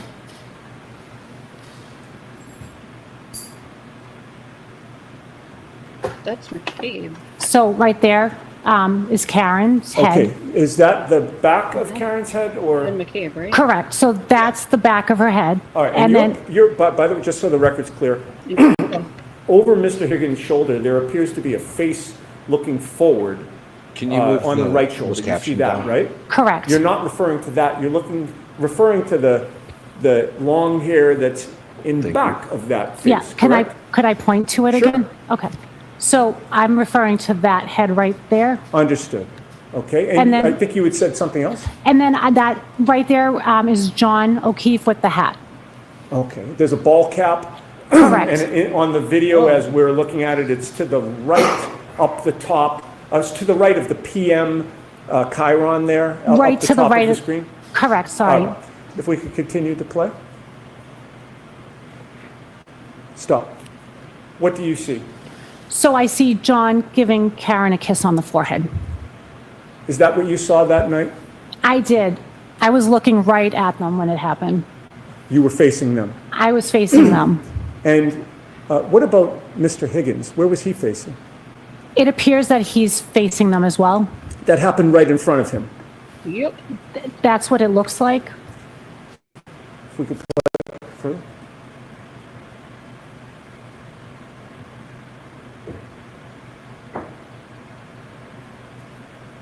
Okay, you can stop and we can take that down.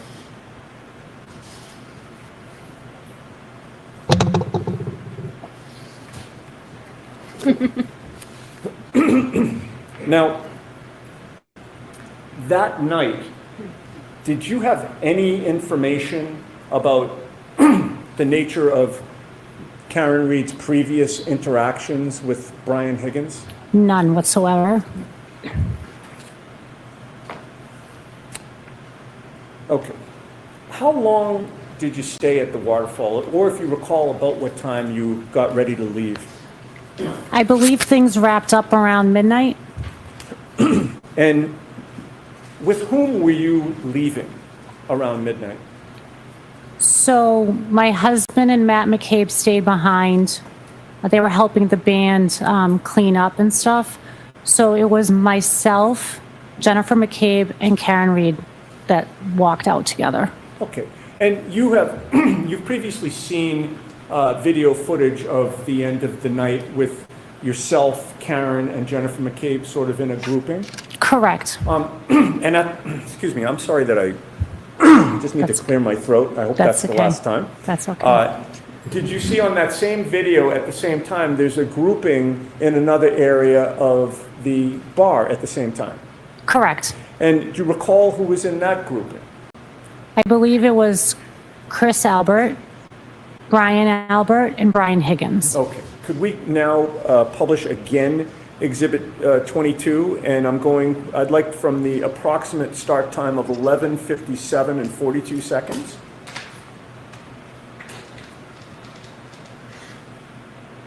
And if we could hit play, Mr. Wolf? Oh, I'll tell you what, stop it for a sec, thank you.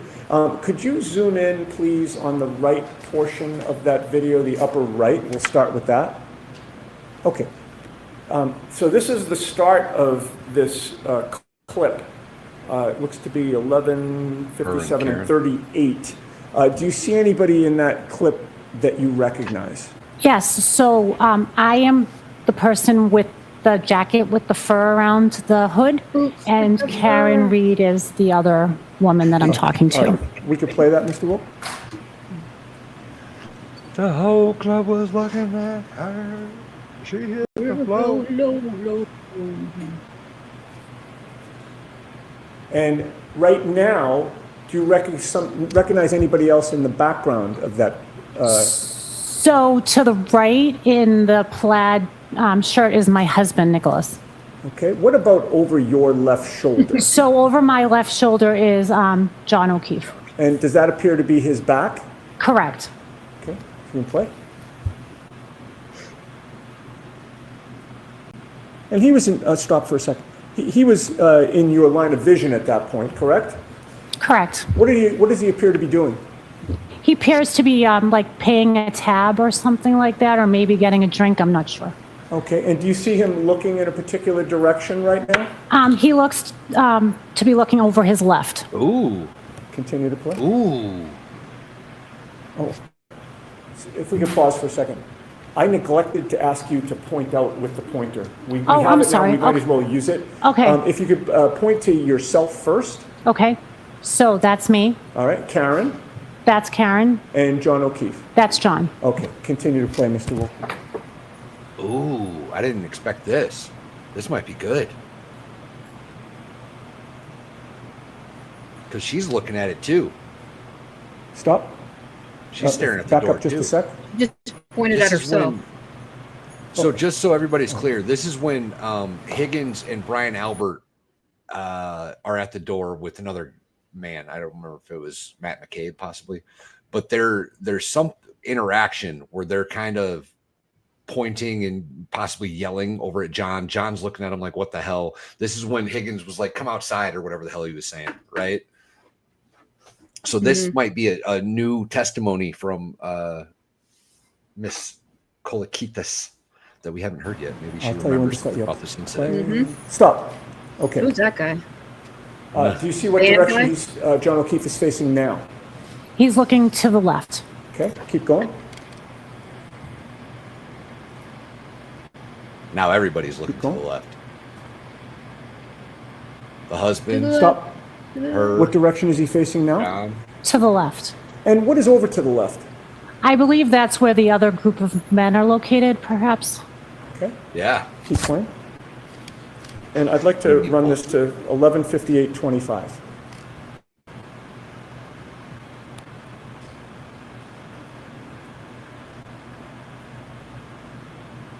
The bartender's even looking. At this point, his whole body is turned to the left, correct? Correct. And he appears to be facing where the other group of men were? I'm sorry, repeat that? He appears to be facing in the direction of where the other group of men were? Correct. Continue to play, all through until 11:58:25.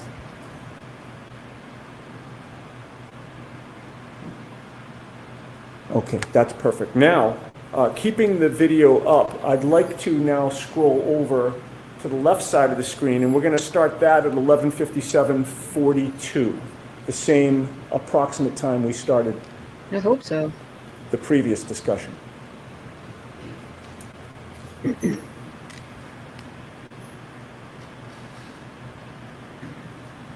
Stupid time and date. Who's that? That's the daughter, the Albert daughter. Stop. No. Okay. You've previously described the other three men. Are you able to identify them on this video now in this still frame clip? I believe I am Okay. able. And who do you see? I see Chris Albert, Brian Higgins, and Brian Albert. And which one is which? Chris Albert is the one that grabbed Brian Higgins' arm, and Brian Albert is with his back towards us. Okay, now I'll ask you to use the pointer and point to Chris Albert, please. That's Chris Albert. On the right. Where's Brian Higgins? That's Brian Higgins. In the middle. Yeah, in the middle. And that's Brian Albert, Okay. I believe. And with regard to Brian Higgins, which direction is he facing? He's facing the left. He's facing to the left? I mean, I'm sorry, he's facing to the right. Okay. And the direction that he's facing in, who's over there? Sustained. What is over there? Is that the direction of the bar? Sustained. Okay. What is he looking at? Continue to play, please. And that might still be speculation. Stop. Did you see he grabbed his arm a second time? Correct. And Brian Higgins is facing in which direction this time? He's facing the bar area. Continue to play, please.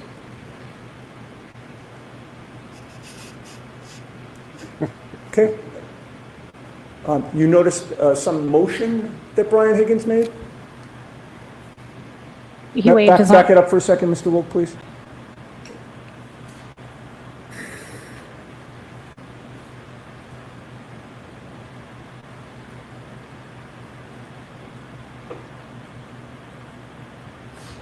Stop.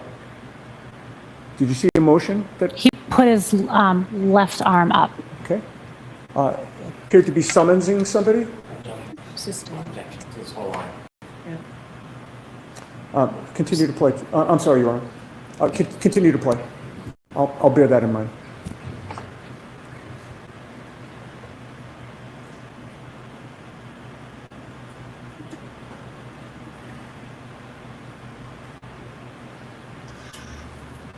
Higgy, what are you doing, buddy? What's all this about, Higgins? Okay, we can stop there. Ms. Kolakithis, did you see how many times Brian Higgins motioned with his arm? Sustained. Commonwealth versus please, Mr. Understood, understood. What? Now, She just cited case law. Commonwealth versus please. Huh. I don't know. Jess, you on this? Commonwealth versus please. First one from Brian, who I missed a little while ago. Pizza casserole, a good smelling yet disgusting dish made in a crock pot and placed in a white van by state lines should any 17s cross the border. I don't like pizza casserole. It's weird. Abe Lincoln, when an unknowing partner falls victim to a facial following a human hair confetti blast and a top hat on their head. Thank you. It's got to be something to do with hearsay, I would imagine. The case law. It's got to be. Yeah. It's got to be. prior to this night, had you known or been aware of Chris Albert? Just knew him from seeing him at D&E Pizza. Okay, and you say you've seen him at D&E Pizza in what capacity? I think he's the owner there at D&E Pizza, and we've gotten pizza there before. And you'd been in that establishment before? Correct. And with regard to Brian Albert, have you had any interaction with him, either that night or before? So that night, I was introduced to him, and I think I even spoke to him a little bit there, and then maybe saw him like a basketball game. I don't remember him really prior to that night. Okay. Now, I'd like to play the portion of the video where you are then leaving and ask you some questions about that. Yes, I think we can zoom out and perhaps hit play, Mr. Wolk, at this point.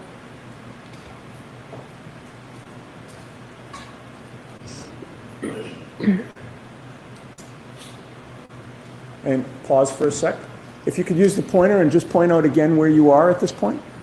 That is me. All right. And are you able to see Karen at that point? She's right there. Okay. And what about Jen McCabe? Are you able to see her at that point? I'm not sure. Okay. All right. Continue to play, please. And stop for a second. I should have asked you, if you do see Jennifer McCabe enter the picture, could you alert us? Okay. Continue to play.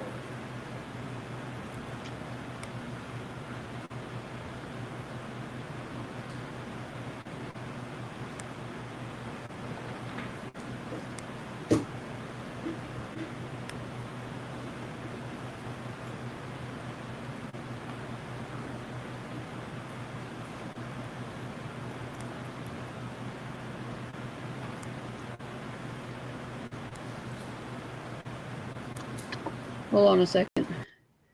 Commonwealth versus please. If the witness is not testifying as an expert, his testimony in the form of opinions or inferences is limited to those opinions or inferences which are.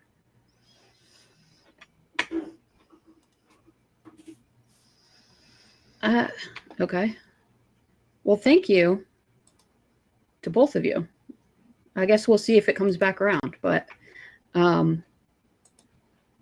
rationally, based on the perception of the witness, helpful to a clear understanding of his testimony or the determination of fact and issue.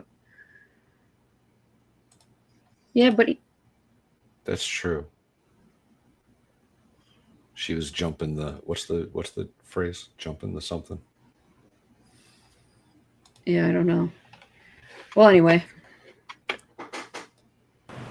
maybe we'll get it.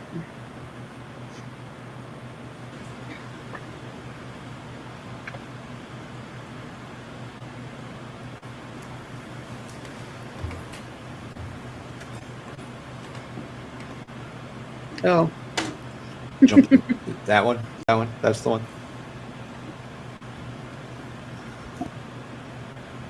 I say this one all the time, and people call me old.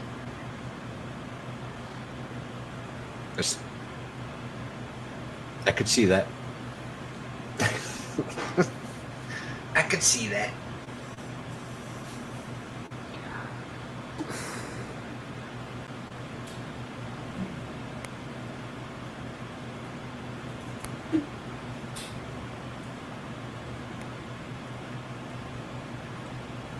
Okay.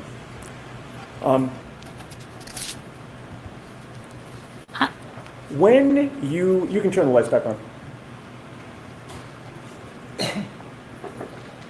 When you were leaving the establishment, whom did you leave with? Thank you, Jess. So again, it was myself, Jennifer McCabe, and Karen. Did anything unusual occur when you were leaving? So as we were leaving, Jen went over to Karen, kind of put her arm around her, and she started saying, "You're coming with me, you're coming with me." And Karen's like, "Huh? Like, what? Like, where are we going?" And Hearsay. I'm going to sustain the objection. The first part of that answer, the putting her arm around her, "You're coming with me," why did that stand out in your memory? just because I was there too, and it just was strange. It was just like, "You're coming with me." Like, it was just something that stood out to me. You weren't included. I mean, no, it's fine. I mean, it was just stood out, you know? Yeah. Did Karen go with Jen McCabe? No, she did not. What did you see her do? So then, out of the clear blue, thinking that Karen was going to go with Jen, I see Karen with John. And where did you see Karen with John? I saw them just I was parked across Washington Street, across from the restaurant, and I just saw Karen and John like walking down towards what used to be Amber Road, a place. It used to be Amber Road? It used to be Amber Road, yeah. Is that a Amber Road cafe? Correct. It was like a restaurant. It was like a little cafe shop. And did you figure out why they were walking in that direction? That's where I think Karen had parked her car. Did you have any concerns about Karen being able to drive that night? I had talked to her all night, and I did not notice anything strange about her. Like, I didn't think anything of it. And once you parted ways, where did you go? I went in my car. And what was your last image of seeing Karen and John that night? It was just them walking towards the car. If I may have a moment, Your Honor. Okay. I don't remember. Yes, she testified. The first one.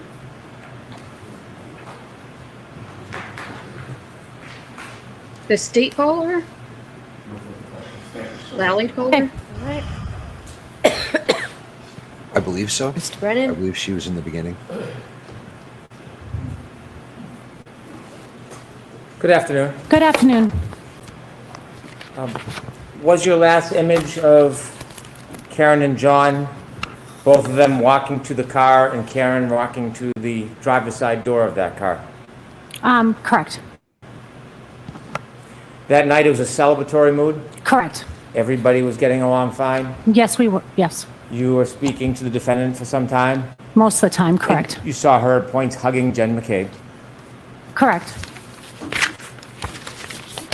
Stupid. You knew John. I did. He was a kind man, Very kind. generous, Very generous. thoughtful, Very thoughtful. soft-spoken. Yes. That night was particularly different. He was extraordinarily proud and happy, wasn't he? Yes, he was. And you could see him emote about his accomplishment that his Emote? daughter got into private school. Correct. Proud and happy. Did you Did talk just to call John John that gay? night? I did.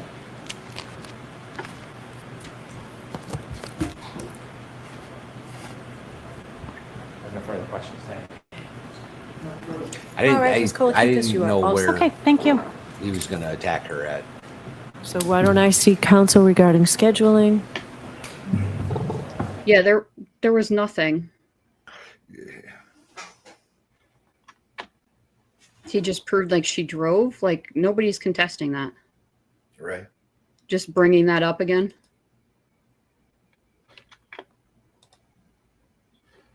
Say something happened after that. Something happened on the car ride that set her off. That's what he's going to say.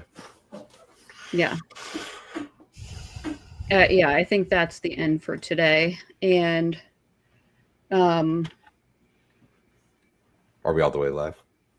yes. I just don't know. I still don't know why we're on a half day, but I'm not complaining.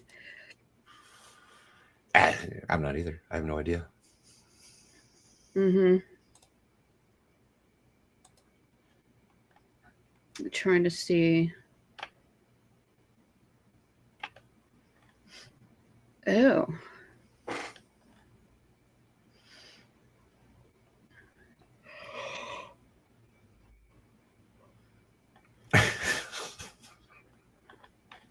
What? Oh, Super God. chat. Thank you, Brandon.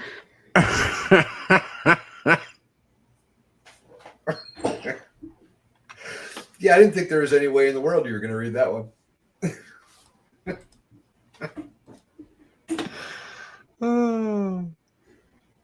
I'll get right on Baker to give you a refund for that.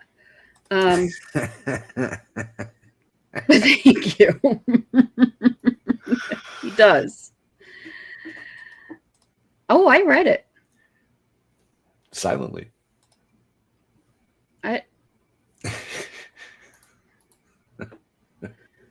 No, do you? Best, what's the one guy's name? Who's the one guy? What? Do you love black people? Who's that guy? Oh, I don't know. Jesse something. I heard his voice. It's Pride Month. Do you hate gay people? What the hell is that guy's name? Yeah, I think he can kiss Mod of the Year goodbye. No, he's been there. I don't think He's been there every day, I think, hasn't he? Peterson? That's it. Jesse Peterson. That's correct. I read it in his voice. Jesse L. Peterson. Is that right? This oh crap. This guy looks like Lee. Jesse Lee Peterson. Looks like Turtle Boy, doesn't he? Like a taller Turtle Boy. Sort of, I guess. A little bit, yeah, a little bit. I mean, they could get away with being each other for Halloween. I Not. don't see the Turtle Boy putting on a cop uniform unless it's, behind like a jail cell or something. Put on a Proctor costume and have a jail cell. What is this poop stain over here? Oh, it's a cushion. Doesn't it look like a poo stain? Like, did the Terrible. Does somebody have an accident? Yeah, this is Turtle Boy. Beep, beep, beep. Ted Daniels, Sue, Jess. I think that's Jennifer Voss or Gretchen Voss, who doesn't do crap. She just sits there. Code Brown. Code Brown. Why is he called Turtle Boy? Because of some statue in the town he grew up in that looks like a dude. Oh, yeah. Kid screwing a turtle. Yeah. Was a turtle. He's also called Dr. Turtle Boy. And Daddy are some of his AKAs. Yeah, I don't think. Do people actually call him that stuff? In his chats, they do for sure. By the way, I found this great. I found this great picture. I just need to. It was like my favorite. My favorite screen grab so far. Like, oh, I need to zoom. Outstanding. Control and up scroll.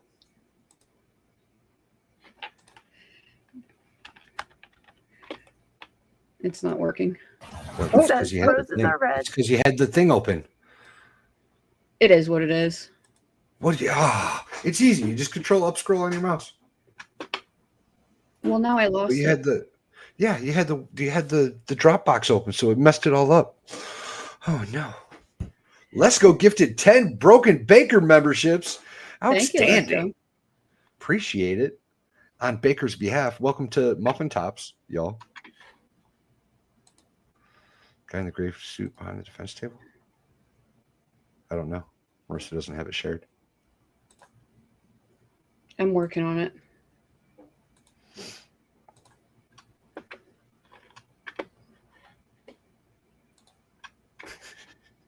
The gray suit. So, Ted Daniel? This guy? Behind the defense table? Oh, behind the defense. Mr. Wolk? Mr. Wolk? He's the Yeah. tech guy for the defense, the guy that's wrapping up the cords right now. He's the guy that puts all their demonstratives and evidence on the screen and zooms in and what. Okay. So, they went to Hippie Chick, Jenny Marie, Astrid MacLeay, Kelly Never Denver, Hulda Iceland Spain. Okay. May the force blah blah be with you. Huh? Legal minded friends Karen Cole, Haley Mouse, Welcher's emotional support laptop, Head in the Clouds 33, and SW Firefly. Nice. So we thought that his name was Wolf for the longest time, but the last few days, everybody's been calling him Wolk, WOLK, or possibly KE or EK. I don't know. But I think his name is actually Wolk. M-Spire gifted 5 Valhalla memberships. Thank you, M-Spire. You guys get awesome emojis now, like Fluffy. Welcome to Goat Herders. Thank you, M-Spire. Appreciate you.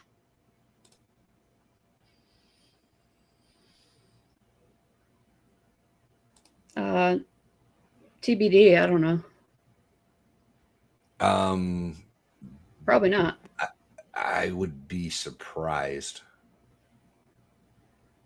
All right, let's see if we get any. I do believe they've got different addresses at the moment. I could be wrong about that, though. I think she's staying in their house and he's staying on Meadows, I think.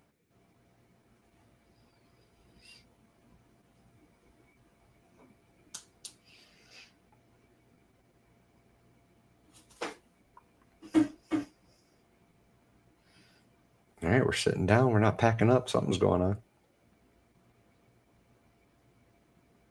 Mr. Wolk is packing up, so. Well, that's because court's done, but they're doing something. There's going to be some kind of argument. Did the jury leave? Yeah, I thought so.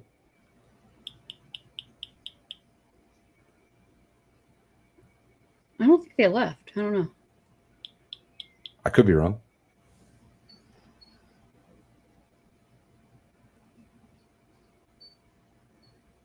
I was distracted talking to chat. Yeah, me too. Oh, yeah, she does have to rule on a bunch of motions from yesterday, right? Now the jury's leaving.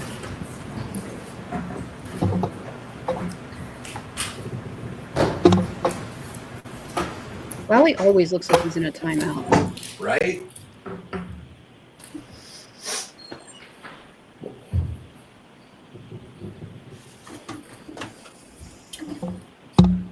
Oh, probably already in progress. Yeah, that wouldn't surprise me at all.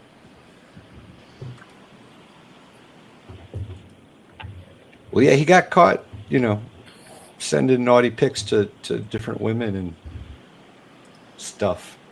Mm-hmm. I wouldn't stick around. Deuces, homeboy. Court back in session. Please be seated. So the jury's back now. All right, jurors, I just realized that I probably made you go downstairs and up twice to just come back shortly. I'm sorry I inconvenienced you that way, but we were able to talk. I am assured not only are we on schedule, we are ahead of schedule. I understand tomorrow's supposed to be very hot.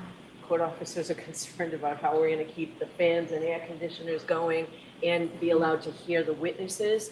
I've talked to the lawyers. Everybody's in agreement that because we're ahead of schedule, we give you tomorrow off. Woo! Right? So Sweet. I we needed it won't be off in session anyway. tomorrow. We will be in session Perfect. Friday all day. So those same reminders, please do not discuss this case with anyone. Don't do any independent Sweet. research or investigation into this case. If you happen to see, hear, and read anything about this case, please disregard it and let us know. And be careful with your social media use. We'll see you on Friday. All right. I would like to take this opportunity to personally thank Bev.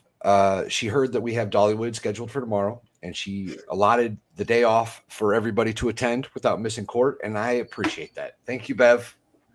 You've been a great help. You're a great American. Thank you so much. Yeah, I think taking the day off because it's going to be hot is kind of weak sauce, but we're coming back down. That's what she said. Jury's exit the court. Please be seated. All right. Is there anything anybody needs to raise with me at this point? No, Your Honor. Okay. There is one outstanding motion. It's a motion for reconsideration. It's denied. Okay. I just saw that was the one that was still outstanding. Okay. Thank you. Thank you all. We'll see you Friday morning. Member for 19 months. Dang, that's awesome. Thank you for your support. I'd like to take this opportunity to apologize to absolutely nobody. Well, McGregor. that was fun. That was fun. Denied. Oh, Because that's who she flippant about is. it. Denied. Yeah, Denied. Stupid bitch. she really is. Oh God! Stop, you stupid thing. Tomorrow's the Denmark National Day. And Baker is not there. Woo. Well, this works out because I had my niece's graduation thing. I was going to have to take and be late. So, all good. Works for me. Yeah, no, that works out perfect. We get to, thank you, David. We get to go to Dollywood without having to worry about what's going on in court. The probability of Baker calling Bev is probably less than 0%. And called her a couple of names, maybe. Yeah. That's about it. So we should maybe So at it's not- times, Sorry, go tomorrow we might just keep your notifications on for Baker, Valhalla, Expert, all of them. You may get some updates throughout the day. You never know. Probably Mo.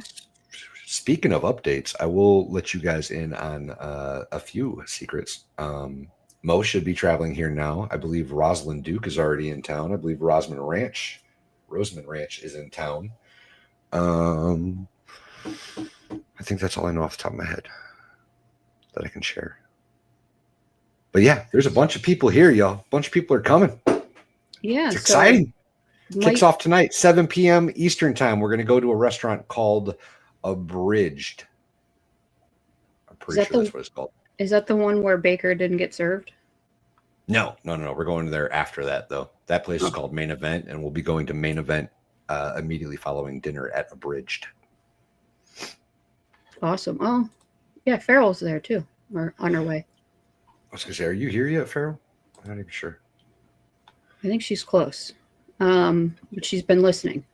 Well, great. You guys all have fun, and we will see you guys Friday. I will get Baker to update the stream so you don't get confused. I don't get confused.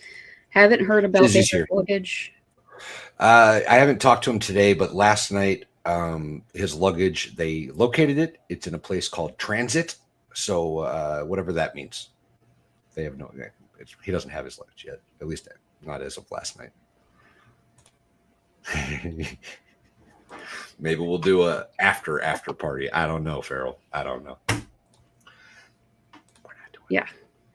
But anyway, you guys all have a good one.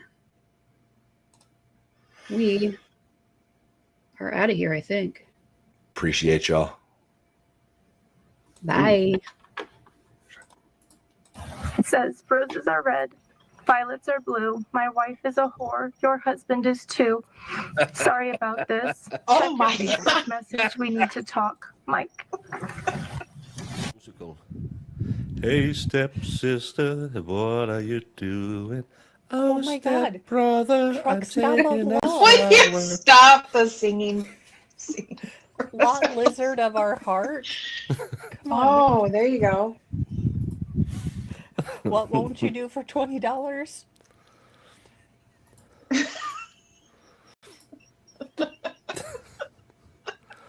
I come up with the song names. I don't think of the lyrics yet.